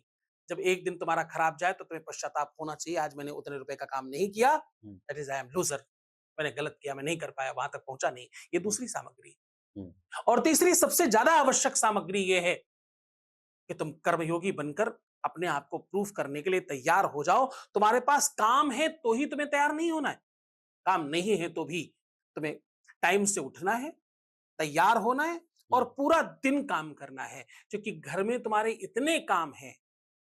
पैसे कमाना ही कमाना नहीं होता, जी, पैसे बचा लेना भी कमाना ही होता है। हुँ, तुम्हारे घर में 1000 रुपए खर्च हो रहे हैं रोज के और अगर तुमने 500 बचा लिए किसी तरह अपनी युति से, अपनी मेहनत से, तो हुँ, तुमने 500 कमा लिए मानो। हुँ, तो ये करना भी कमाई है। तो कर्मयोगी बनो, सुबह उठ कर के तैयार हो जाया करो, रात तक काम किया करो। जब तक कहीं फैक्ट्री में, दुकान में, किसी ऑफिस में काम नहीं मिलता, तब तक अपने घर को ही फैक्ट्री, दुकान, ऑफिस मान लो और काम करना शुरू कर दो। बहुत काम बिखरे पड़े हैं, तमाम काम है जिसके लिए लोगों को पैसे देकर बुलाना पड़ता है और वो सब तुम खुद कर सकते हो। प्रयत्न करो, कर्मयोगी बनो, आज से ही शुरू करो। ये ताबीज़ तुम्हें कभी भी निराश नहीं करेगा। हुँ। जी। जी। और आपने एक वीडियो जारी किया था, उसमें फेक फॉलोअर्स की दिखावे की दुनिया की बात कही थी। हुँ, उसमें आपने ये कहा था कि ये कॉकरोच जनता पार्टी जो सोशल जी। मीडिया का मायाजाल है, तो ये क्या है महाराज जी? ये बड़ा चिंतित करने वाला है।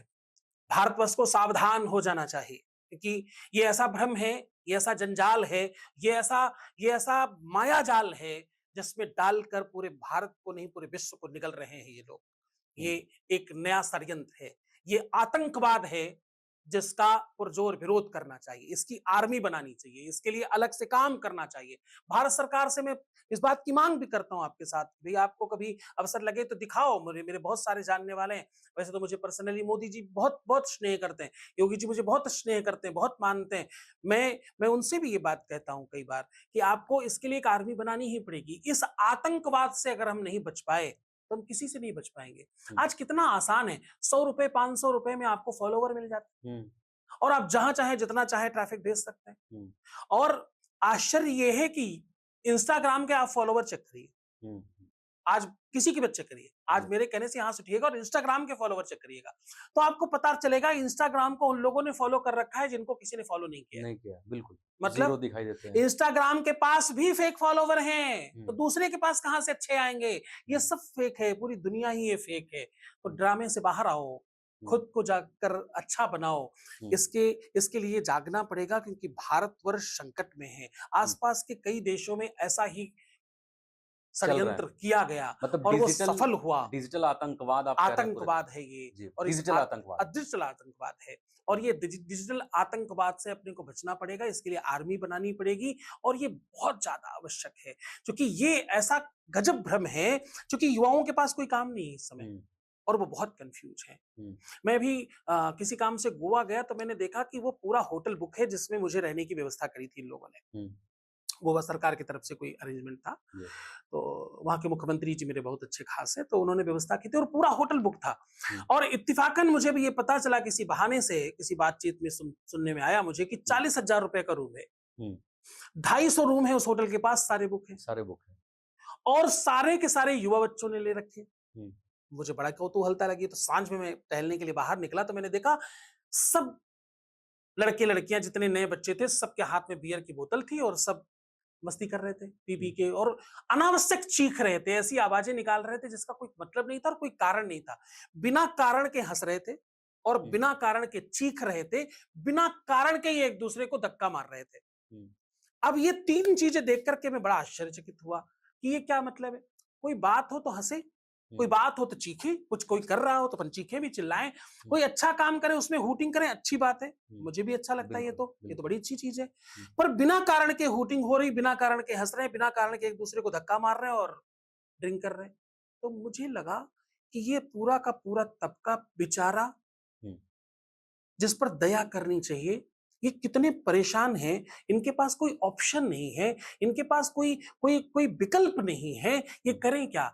माँ-बाप की ये सुनना नहीं चाहते क्योंकि उनको लगता है ये ओल्ड मामला है और हुँ, नए लोगों में कोई उनको कुछ बताने वाला नहीं है क्योंकि उनके पास कुछ ऑप्शन नहीं है। हुँ, तो मुझे लगता है ये जो जेन-ज़ी है ना, ये भी बहुत वैक्यूम है इसमें। हुँ, इसमें बहुत काम करना है और इसमें सरकारों को भी करना पड़ेगा, हुँ, हमको आपको भी करना पड़ेगा हुँ। और ये डिजिटल आतंकवाद से लड़ने के लिए भारतवर्ष को तैयार होना पड़ेगा। जगत गुरु स्वामी सतीशानंद आचार्य जी के लिए जो कांवड़ यात्रा है, उसका एक महत्व क्या है और वो कैसे देखते हैं कांवड़ यात्रा को? सारे कांवरिये जो है ना, वो अपने आप में महादेव हो जाते हैं। जो लाली मेरे यार की जित देखूं तित लाल, लाली देखकर मैं चली और मैं भी है गई लाल। जिसके भक्ति में आप जब जाते हैं तो आप उसी में हो जाते हैं, उसी के जैसे हो जाते हैं। तो हुँ, सारे कांवरिये अपने आप में महादेव हो जाते हैं। हुँ, अब इसमें एक बड़ी बीमारी है, इसमें एक बहुत बड़ा षड्यंत्र है जिसको कांवरियों के बीच में डाल दिया गया, हुँ, उन भक्तों के बीच में डाल दिया जिनकी भक्ति पूरे विश्व में सबसे कठिन है। बहुत बहुत बहुत अगाध भक्ति का स्वरूप है कांवर यात्रा। जी, कांवर यात्रा सामान्य बात नहीं है, कांवरिया ऐसे ही कोई नहीं बनता, कांवर किसी के भी कांधे पर यूं ही नहीं जाती, कांवर सबके किस्मत में, सबके भाग्य में नहीं है। ये भगवान शिव महादेव औघड़दानी, वो भूतनाथ सबको नहीं देता, वो विश्वंभर, वो महाकाल सबको ये अवसर प्रदान नहीं करता। ये तभी देता है जब आप उसके लायक होते हैं। लेकिन इसमें एक विष घोल दिया गया, इसमें भी एक पाप डाल दिया गया इसमें इसमें न जाने वो कहां से लोगों ने ये बता दिया कि महादेव चिलम पीते थे, हाँ। महादेव भांग खाते थे, हुँ, और महादेव वो गांजा पीते थे, चरस पीते थे। ये मुझे लगता है दुनिया का सबसे बड़ा अभिशाप होगा, और कोई भी कांवरिया ये कैसे कर सकता है? हुँ, स्वयं शिव होकर के इस प्रकार की हुँ, चीजें करना, ये तो पाप नहीं, महापाप है। ये तो किसी भी लोक में जाकर के नष्ट नहीं होगा। ये तो हुँ, बहुत बहुत तकलीफ दे, पहली चीज। और दूसरी एक और बड़ा कुप्रचार कर दिया गया, ये कैसे आया मालूम नहीं। कांवरिये रास्ते में चल रहे लोगों को कैसे कुछ कह सकते हैं? हुँ, भगवान होगा कब? जब भक्त होंगे। हुँ, भक्त नहीं तो भगवान कैसे होगा? कैसे होंगे? वो पुराने लोग गाया करते थे, भक्त नहीं होंगे तो भगवान कहाँ होंगे?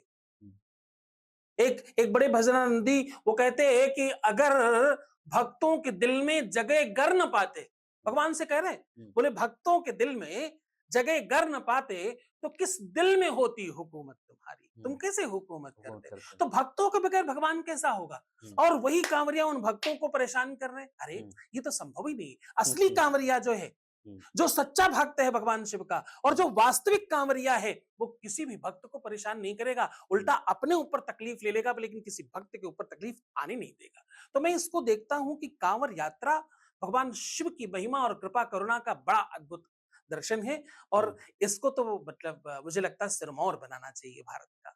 हुँ। जी। और महाराज जी ये बताइए कि जैसे लोग टूट जाते हैं, उसको शिव कैसे मजबूत करते हैं? और सावन कैसे खास होता है वैसे लोगों के लिए? इसमें एक ही बात कहूंगा कि शंकर कहे तो संकट कटे। सारे संकटों का विनाश कौन करता है? महादेव। जी, सारे के सारे अपराधों को से मुक्ति कौन देता है? महादेव। महादेव। और दुनिया में सबकी तुम जय जयकार करते हो। अभी आपको बोला जाए भगवान कृष्ण की तो आप कहेंगे जय, भगवान हुँ, राम की तो आप कहेंगे जी, जय। हुँ। तो लेकिन अगर शंकर जी की बात आती तो आप दोनों हाथ उठाकर बोलते हर हर हर हर महादेव। महादेव। तो हर हर महादेव का मतलब क्या हुआ? हर हर, मेरे पाप हरो, हर मेरे संताप हरो। जो पाप हर है, जो संताप हर है, जो रोग हर है, जो विपत्ति हर है, उसका नाम महादेव है। तो हुँ, महादेव तो देव नहीं है, ये देव के भी देव हैं, ये देवताओं की भी देवता हैं। जो हुँ, देवता जिनको पूजते हैं, हम देवताओं को पूजते हैं, देवता किनको पूजते हैं? वो महादेव को पूजते हैं। ये उनका महीना है। तो हुँ, ये तो सर्वश्रेष्ठ है। इसमें क्या नहीं मिल सकता? हुँ, इसमें क्या प्राप्त नहीं हो सकता? आप हुँ, जो चाहते हो, व्हाटएवर यू वांट, हुँ, परमात्मा विल गिव हुँ। यू। जी, एनीथिंग जो आपको चाहिए वो देगा ही देगा। हुँ, उसमें कदाचित कोई संदेह नहीं। और हुँ, भगवान शिव के दरबार में कोई वापस नहीं जाता। ये तो वो हैं जो विष खुद पीते हैं और अमृत आपको देते हैं। ये देते हैं। 56 भोग खा करके आपको प्रसाद वापस नहीं करते। हुँ, ये विष पीते हैं खुद, हुँ, और तुमको अमृत देते हैं। जी, ये वो हैं जो खुद धतूरा लेते हैं हुँ, और तुम्हें बढ़िया प्रसाद देते हैं। हुँ। तो ऐसा देव कहाँ मिलेगा? देव ये काम तो जी, अपने आप में बड़ी कृपा और करुणा का महीना है। ये तो अपने आप में बहुत बहुत दिव्यता का मास है, जिसका नाम श्रावण मास है। जी। जी। और महाराज जी इसमें ऐसा क्या करें कि शिव शंभू प्रसन्न हो? और कौन-सा ऐसा विधि करें जिससे मेरी पूजा सफल हो और भगवान को पसंद आए? भगवान महादेव कर्मयोगी हैं। उन्होंने कर्म को अपना योग बनाया है। शिव अभिषेक करने से प्रसन्न होते हैं, शिव बिलपत्र चढ़ाने से प्रसन्न होते हैं, शिव दूध चढ़ाने से अथवा कोई भी द्रव्य चढ़ाने से प्रसन्न होते हैं। और सबसे ज्यादा भगवान शिव प्रसन्न होते हैं जब तुम अपनों को अपने साथ रखते हो। अपने अच्छे हो तो ही नहीं, अपने कैसे भी हो उनको सर्वश्रेष्ठ बनाने में जब आप प्रयास करते हो। मुझे मेरे साथ एक सहयोगी है हमारे सुमित जी, उन्होंने एक बात कही, बोले गुरुदेव, हमारा कोई जानकार था, उसने कहा कि भांजी की शादी में 10 लाख रुपए मेरे बर्बाद हो गए। हुँ। तो बोले, मैंने उससे कहा भाई तू तो नरकी आदमी है, भांजे की शादी में खर्च किए गए पैसे बर्बाद होते हैं क्या? हाँ। तो जब आप अपनों को बड़ा बनाने के लिए प्रयत्न करते हो, हुँ, जब आप अपनों को श्रेष्ठ बनाने में लगते हो, गणेश जी, अगर आप सामान्यतः देखो, इंसान का शरीर है और हाथी का सर है, हुँ, इसमें दिव्यता नहीं है कोई खास। लेकिन महादेव ने दिव्य बनाया उनको, उनको इस तरह से क्रिएट किया, इस तरह की व्यवस्था बनाई कि वो प्रथम पूज्य है आज। जी। सारी देवताओं में पहला पूजे जाने वाला का नाम गणेश। गणेश है। जी। दूसरे दूसरे एक देवता है जिनके 6 मुख हैं, एक नहीं, हुँ, चारों तरफ मुंह ही मुंह है। ऐसा बच्चा, ऐसा इंसान कैसा लगता होगा? हुँ, लेकिन महादेव ने उनको देवताओं का सेनापति बना रखा है। कि महादेव की कृपा है और ये उनका स्किल है। हम्म। और देखिए इनके साथ जो इनकी अर्धांगिनी है वो पूरे विश्व की जननी है, वो जगत माता है, वो देवताओं की भी माता है।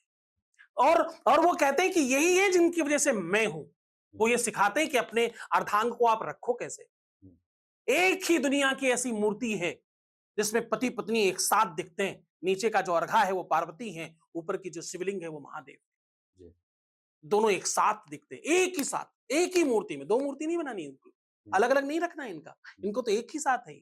ऐसा सिर्फ महादेव है। और इनको बाबा इसलिए कहते हैं क्योंकि ये पूरे परिवार का खास ध्यान रखते हैं। यहां चूहा और सांप एक साथ रहता है।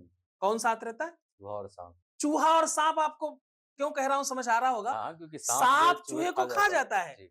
और यही बात समाप्त नहीं होती, यहां सांप और मोर एक साथ रहता है। मोर इनके बड़े पुत्र का वाहन है जी। मोर भी सांप को खा जाएगा। अब बात यहां भी खत्म नहीं होती, यहां मोर और बैल एक साथ रहता है। बैल मोर को छोड़ेगा कभी भी नहीं। और बात यही खत्म नहीं होगी, यहां बैल और शेर एक साथ रहता है। शेर कहां छोड़ता है बैल को जी। और इससे भी इतर आपको बात बता रहा हूं, यहां विष और अमृत एक साथ रहता है। भगवान शिव के कंठ में विष है और ऊपर चंद्रमा से अमृत टपक रहा है। चंद्रमा से अमृत टपकता है, आप जानते हैं। अक्षय तृतीया में खीर रखते हैं लोग चंद्रमा की शैतल्यता में कि उसमें अमृत गिरेगा। तो चंद्रमा से अमृत गिरता है, ये सबको मालूम है। और वही चंद्रमा उन्होंने अपने शीश पर रखा हुआ है, वहां से अमृत टपक रहा है। यहाँ विष और अमृत एक साथ रहता है, इसलिए वो पूज्य हैं। तो जब आप उनका अनुसरण करते हैं, जब आप उनकी तरह जीवन जीते हैं, ये अच्छे हैं, ये बुरे हैं, मेरा भाई खराब, मेरी मम्मी खराब, मेरे पापा खराब, मेरे ये खराब, मेरे वो खराब, कुछ खराब नहीं होता। सब बहुत अच्छे होते, तुम्हारा नजरिया खराब होता है। सबको साथ लेकर चलने के बाद सबको साथ लेकर बड़ा महल बनाकर, बड़ा मकान बनाकर, ज्यादा बैंक बैलेंस बनाकर कोई बड़ा नहीं हो सकता। देवताओं का भी देवता महा बड़े को कहते हैं। महा मतलब आजकल तो जूस वाले भी लिख रहे थे महा ग्लास, तो महा मतलब बहुत बड़ा। तो जो बहुत बड़ा है उसका नाम है महादेव। अपना घर तक नहीं है जिनके पास, कैलाश पर वास करते हैं, लेकिन पूरी दुनिया उनको सबसे बड़ा मानती है। तो सबसे बड़ा बनने के लिए एक ही चीज चाहिए, आपका परिवार आपके साथ हो। संघे शक्ति कल जुगे, इस कलयुग में संघ में शक्ति है। और महाराज जी एक चीज जो मुझे लगता है, बहुत लोगों ने मुझे कहा कि माँ राधा जो है वो शिव है, तो ये क्या सही है? नहीं, देखो क्या है कि जब कोई ग्रंथ लिखा जाता है, उसमें ग्रंथ में लेखक किस भाव में क्या बात कह रहा है, किस तरह से क्या कह रहा है, उसको आपको उस स्थिति में जाके समझना पड़ेगा। राधा शिव नहीं है, लेकिन जिस भाव में जहां कहा गया, कल्पतरु में बोला गया, वैवस्वत में बोला गया, तमाम जगह कहा गया, लेकिन उसका भाव अलग है। जैसे एक बार तुलसीदास जी का और सूरदास जी का आपस में विवाद हो गया, झगड़ा हो गया। वो बोले कृष्ण बड़े, वो कहते राम बड़े, दोनों झगड़ रहे आपस में। तो तुलसीदास जी ने कहा एक काम करो, दोनों को तोल लेते हैं, दोनों को तोल के देखते हैं जो ज्यादा भारी होगा वो बड़ा। बोले ठीक है। तो एक तराजू पर तुलसीदास जी अपने भगवान को लेके बैठे, एक तराजू वो अपने भगवान को लेकर के बैठे। जब सूरदास जी बैठे तो उन्होंने कहा आओ मेरे गोपाल, और बैठ गए। जब तुलसीदास जी का नंबर आया तो वो बोले आओ मेरे सीताराम, वो बैठ गए। अब ये वाला पलरा भारी हो गया और वो वाला ऊपर उठ गया। इस बात पर सूरदास जी बड़े नाराज हुए, घर गए। अच्छा, लोग कहते हैं कि सूरदास जी से भगवान कृष्ण बात किया करते थे, आते थे, मिलते थे, बात करते थे, और उनके हाथ से ही भोजन करते थे, सूरदास जी के हाथ से। अच्छा। कन्हैया, हाँ। तो आए, जैसे ही सूरदास जी अपनी कुटिया में पहुंचे, वो मनाने लगे। अरे बाबा क्यों नाराज हो रहे हो, आज क्या बात है, क्यों हम आपसे कोई गलती हो गई? बोले नहीं नहीं, गलती तो मुझसे हो गई है, मैं तुम्हें रोज भजन सुनाता हूँ, यहाँ वहां से मांग मांग कर लाकर तुम्हें खिलाता हूँ, तो गलती तो मुझसे हो गई। तुम्हारे पास दुनिया की ताकत है, सूपनखा को और दुनिया भर को, तुमको सबको सब मारने का बल है, तुम्हारे अंदर पूतना को मारने का बल है, तुम्हारे अंदर गिरिराज उठाने का बल है, और वो पलरा भारी करने का बल नहीं था। अरे बोले बाबा इसमें हमारी कहाँ गलती है? आप जब बैठे तो आपने कहा मेरे गोपाल, तो तुम भी सूखे साखे और जरा से, और गोपाल यानी छोटे वाले रूप में, और उन्होंने कहा मेरे सीताराम। हाँ, तो वो बड़े वाले पता चला माता जी भी ठीक ठाक और राम जी भी ठीक ठाक, तो इस चक्कर में हम हल्के पड़ गए। हम्म। आज आप चलो और आप बोलना आओ मेरे राधे कृष्ण, फिर हम हल्के पड़े तो आप बताना। अब सूरदास जी फिर लेकर पहुंचे अपने गोपाल जी को और बोले आज दोबारा तोला जाएगा। हम्म, तो जो तुलसीदास जी ने कहा वो सुनने लायक बात है। जी। तुलसीदास जी ने कहा मुझे मालूम है तुमको किसने पढ़ाकर भेजा है, तुम्हें जिसने पढ़ाकर भेजा मुझे मालूम है उसकी बात। आओ हम्म, बाबा, कोई छोटा बड़ा नहीं होता। तब उन्होंने कहा बोले राम कृष्ण दो एक हैं और अंतर नहीं निमेष, इनके नयन गंभीर है उनके चपल विशेष। वाह, तो कोई अंतर नहीं है। तो हम्म, ये परमात्मा में कौन किसका रूप है, कौन किसमें किसको देखता है, ये नजरों का कमाल है। लेखक अथवा जो संत कहीं लिख रहा है वो हम्म, अपने भाव भंगिमा में लिखता है। राधे राधे हैं, शिव शिव हैं, इनको जी। आपस में मेल नहीं किया जा सकता। जी। जी। और ये पूरा सावन मास जो चल रहा है आपको सारा चीज, तो महाराज जी क्या ऐसा दिन है जो महाराज लगता है कि पति पत्नियों के बीच में जो लड़ाई हो रही है या जो घर में कलेश और ऐसा कुछ हो रहा है, तो इस महीने में कुछ ऐसा उपाय किया जाए कि घर में भी शांति बना रहे, जिन पति पत्नियों के बीच में लड़ाई हो रही है वो भी संतुलित हुए? हाँ, ये बहुत अच्छा प्रश्न है। ये ये बड़ी विडंबना है भारतवर्ष की, क्योंकि पश्चिम की हवा और पश्चिम के बयार आज भारतवर्ष पर भी खूब लगने लगी है। उसका प्रभाव, उसकी सुगंध यहाँ भी दिखाई पड़ने लगी है। जी। आज यहाँ भी लोग रील में जाकर रियल लाइफ में सर्वनाश कर रहे हैं। हुँ, रील देखकर रियल लाइफ में उसको इमेजिन करते हैं, उसको उसका हुँ, अनुभव करना चाहते हैं, इसलिए सब बर्बाद कर रहे हैं। Personal mobile, personal wardrobe, personal room, personal bed, personal ये, पर्सनल वो के चक्कर में इतना एकांतिक हो जाते हैं कि वो सार्वजनिक हो ही नहीं नहीं पाते। पाते। इसमें एक ही बेड पर बैठे हुए पति और पत्नी अपनी-अपने मोबाइल में अपनी-अपनी रील्स देख रहे होते हैं, एक-दूसरे के साथ समय नहीं बिता पाते। हुँ, आवश्यकता है एक-दूसरे के साथ रहने की। श्रावण का जो महीना है, श्रावण का मीनिंग ही साथ रहना साथ है। रहना, प्रेम। सावन मतलब क्या है? साथ रहना, हुँ, प्रेम का महीना है, वात्सल्य का महीना है, ममता का महीना है। सावन में एक साथ मजबूरी में रहना पड़ता है। बाहर पानी बरस रहा है, हुँ, रहना घर में ही पड़ेगा, हुँ, तो घर में तो एक साथ ही रहोगे। हुँ, तो ये महीना विवश करता है आपको साथ रहने के लिए। जी, और लोग झूला झूलते हैं, 2-2 लोग बैठकर, 3-3 लोग बैठ करके। हुँ, तो ये पति-पत्नी बैठकर एक साथ झूला झूलते हैं। इस महीने में एक साथ बैठकर पूजा करते हैं। इसमें एक साथ मंदिर जाया करते हैं। इसमें एक साथ ही पूजन करते हैं। ये महीना एक करने का है। हुँ, प्रयास करें, एक साथ सब कुछ करें। हुँ, एक साथ बैठा करें। एक कोई ऐसा समय सुनिश्चित करें जिस समय सिर्फ पति-पत्नी बात करेंगे किसी भी विषय पर मोबाइल अलग रखेंगे। जी, हर चीज का एक समय सुनिश्चित करें जीवन हुँ, में। जैसे परमात्मा ने सुनिश्चित किया है, श्रावण 12 महीनों के बाद एक बार आता है। हुँ, कार्तिक अथवा चैत्र अथवा बैशाख, हर महीना अपने-अपने समय पर आता है। हुँ, हर चीज का एक समय सुनिश्चित करें। हुँ, उस समय को अगर हम सुनिश्चित करके करेंगे कि इस समय ये टाइम मेरे परिवार का है, ये हुँ, टाइम मेरे अपने लोगों का है। इस हुँ, समय कोई ज़रूरी काम कोई ज़रूरी नहीं होता। हुँ, ज़रूरी क्या होता है? जिसको तुम समझते हो ज़रूरी। ज़रूरी कुछ नहीं होता। जो तुम्हारे लिए ज़रूरी है, वो हुँ, किसी और के लिए बहुत छोटी बात हो सकती है। जी, तो ज़रूरी कुछ नहीं होता। हुँ, ज़रूरी तुम्हारी समझ है केवल। जिनके पास फ़ोन नहीं है, अभी भी, वो दुनिया के काफ़ी बड़े लोग हैं। हुँ, मैं एक अमेरिका में एक व्यक्ति से मिला, नाम है वॉरेन बफे। हुँ, पता चला एक इतना सा डिबिया जैसा फ़ोन रखा है उन्होंने, और हुँ, उसमें भी वो केवल एक आध लाइन का मैसेज देख पाते हैं, और हुँ, वो भी किसी चपरासी को पकड़ा देते हैं अगल-बगल में, वो भी रखते नहीं अपने पास। हुँ, और पता लगा कि एप्पल में भी उनके अच्छे खासे परसेंटेज में उनके शेयर हैं उनके पास। अच्छा वाह! हुँ, वॉरेन बफे विश्व के सबसे बड़े इन्वेस्टर्स का नाम है। हुँ, दुनिया का सबसे बड़ा इन्वेस्टर का नाम क्या है? Warren Buffett. हुँ, और वो इतना बड़ा डिबिया जैसा फ़ोन रखते हैं। हुँ, और वो भी घंटे में एक आध बार देखते हैं, दिन भर में एक आध घंटे मुश्किल से देखते हो अगर फ़ोन देखते हो, बहुत मुश्किल से बता रहा हूँ, हुँ, पूरा-पूरा हुँ, दिन में भी। हुँ, हुँ, तो ऐसे बड़े लोग भी, मोबाइल किसी को बड़ा नहीं बना रहा है। टेक्नोलॉजी का इस्तेमाल करना बुराई नहीं है, पर उसमें लिप्त हो जाना, हुँ, उसी में घुसे रहना, हुँ। उसी में बने रहना, किसी चीज़ की अधिकता तकलीफ देती है। आजकल के युवा हैं या लोग भी जो हैं जी। आजकल तो मोबाइल से ही साँस ले रहे हैं।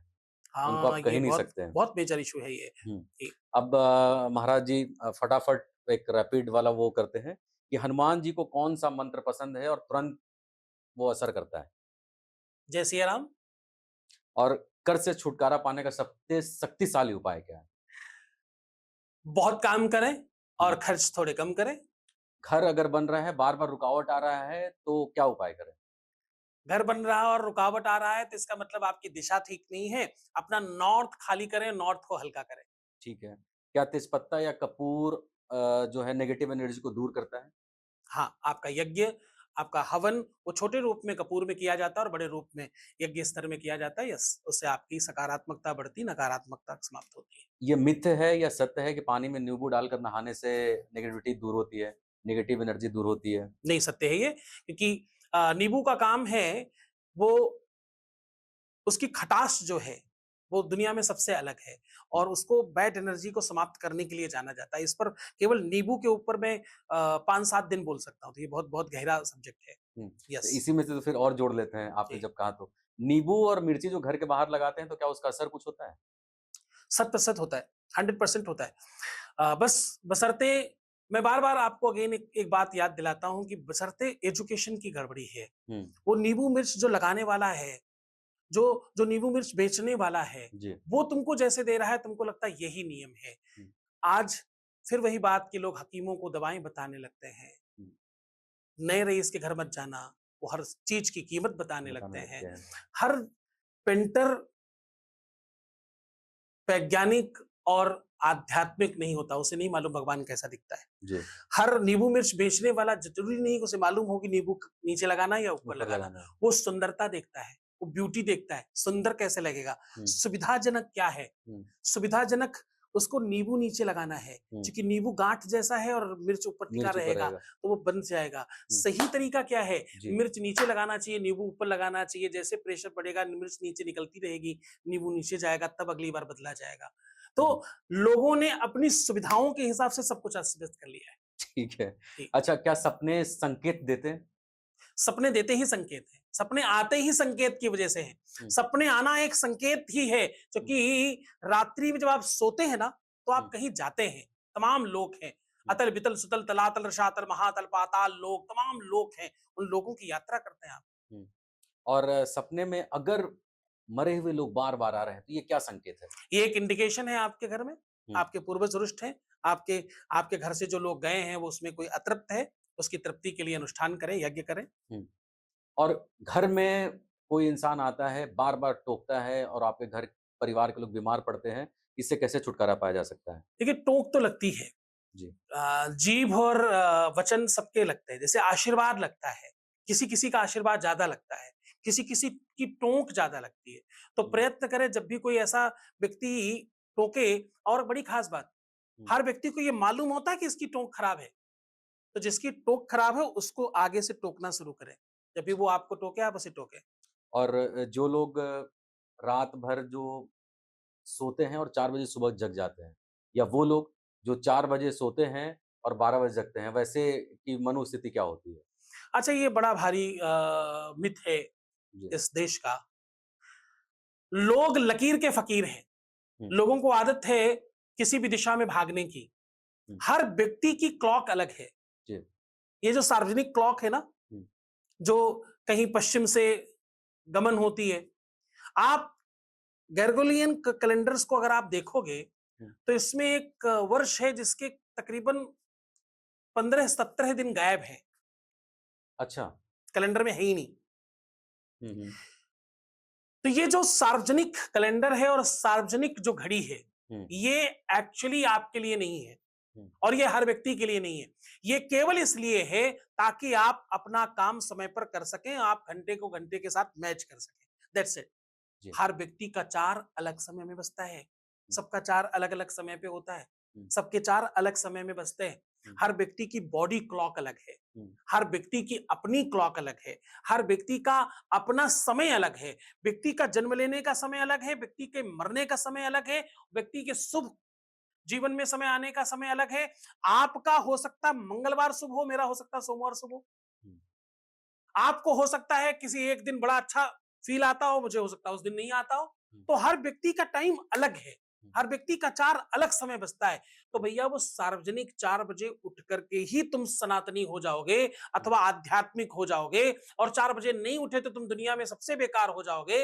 अगर ऐसा होता तो पूरा का पूरा पश्चिम इतना संभ्रांत कभी नहीं नहीं हो होता। पाता। तो जी। सबका 4 अलग समय बचता है। हुँ, इस बात पर पेन लेने के बजाय कर्मयोगी बनिए हुँ। और अपना 4 कब बचता है उस पर फोकस करिए।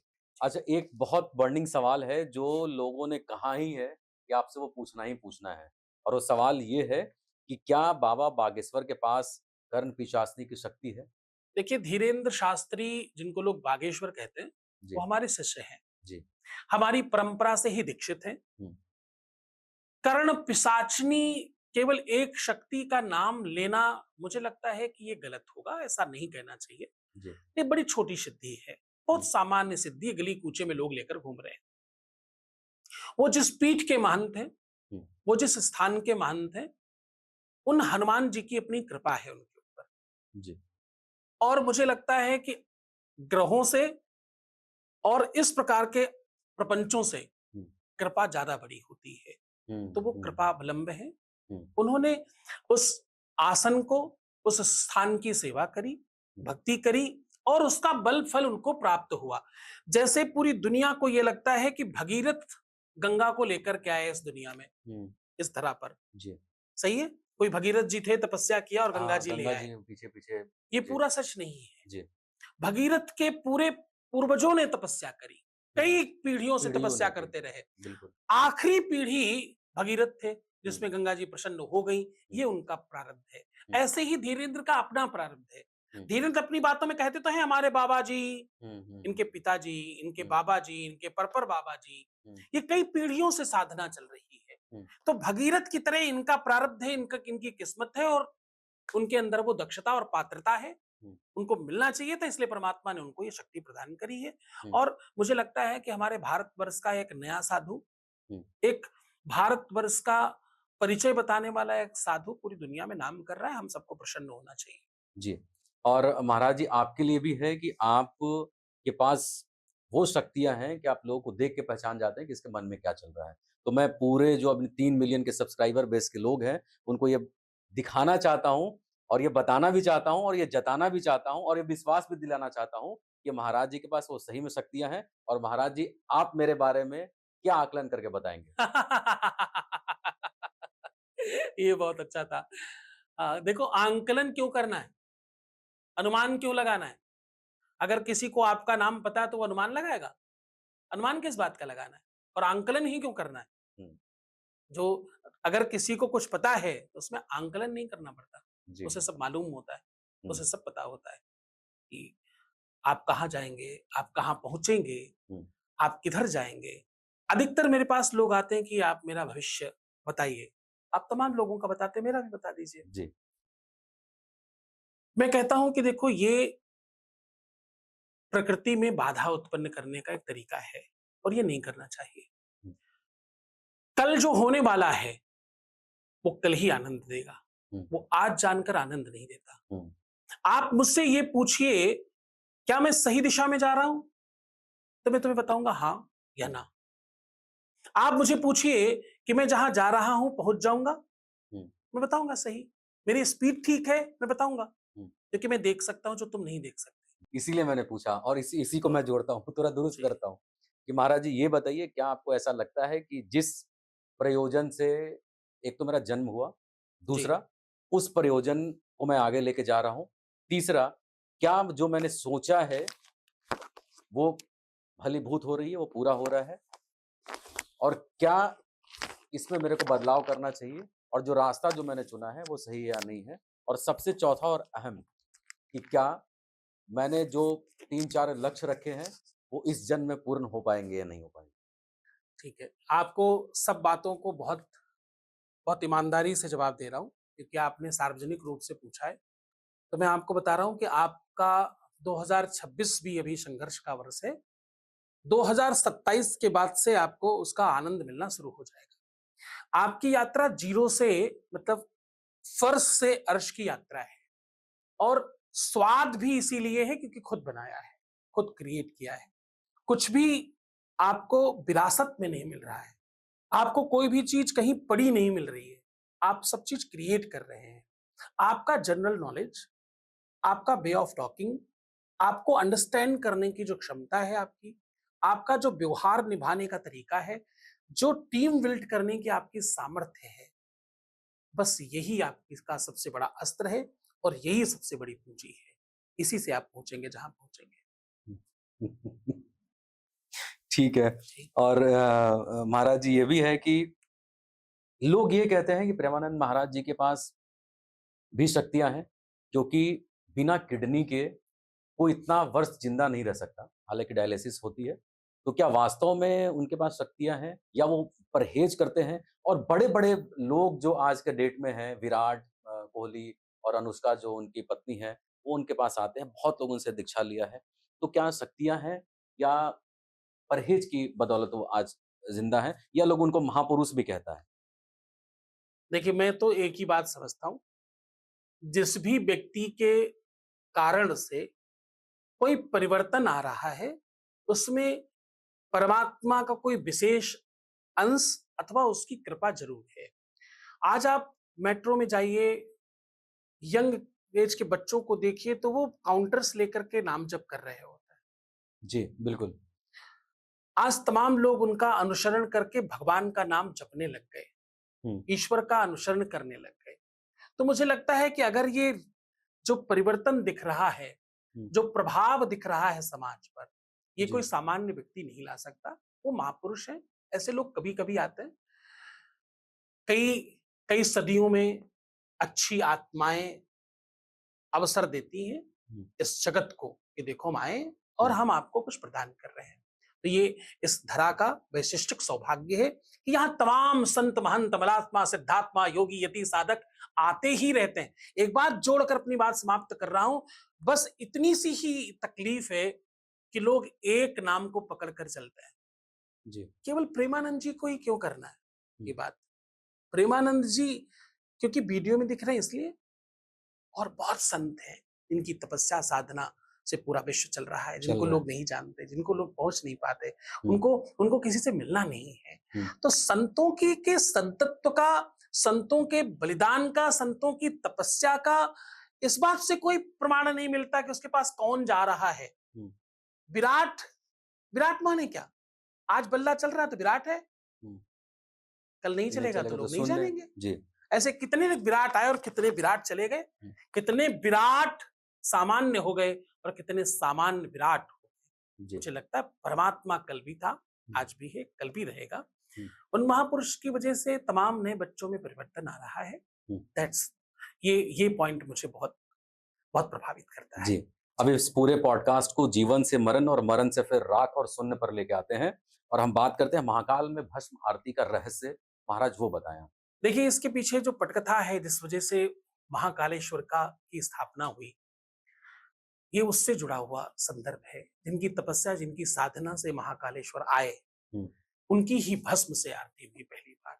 जी। तो भगवान शिव ने ये प्रण किया, ये आशीर्वाद दिया कि हम्म। जब तक मुझे नित्य एक ब्राह्मण के शरीर की भस्म प्राप्त होती रहेगी, मैं तब तक ही यहाँ रहूंगा, मैं तब तक ही यहाँ स्थापित रहूंगा, वरना मैं कैलाश चला जाऊंगा। हम्म।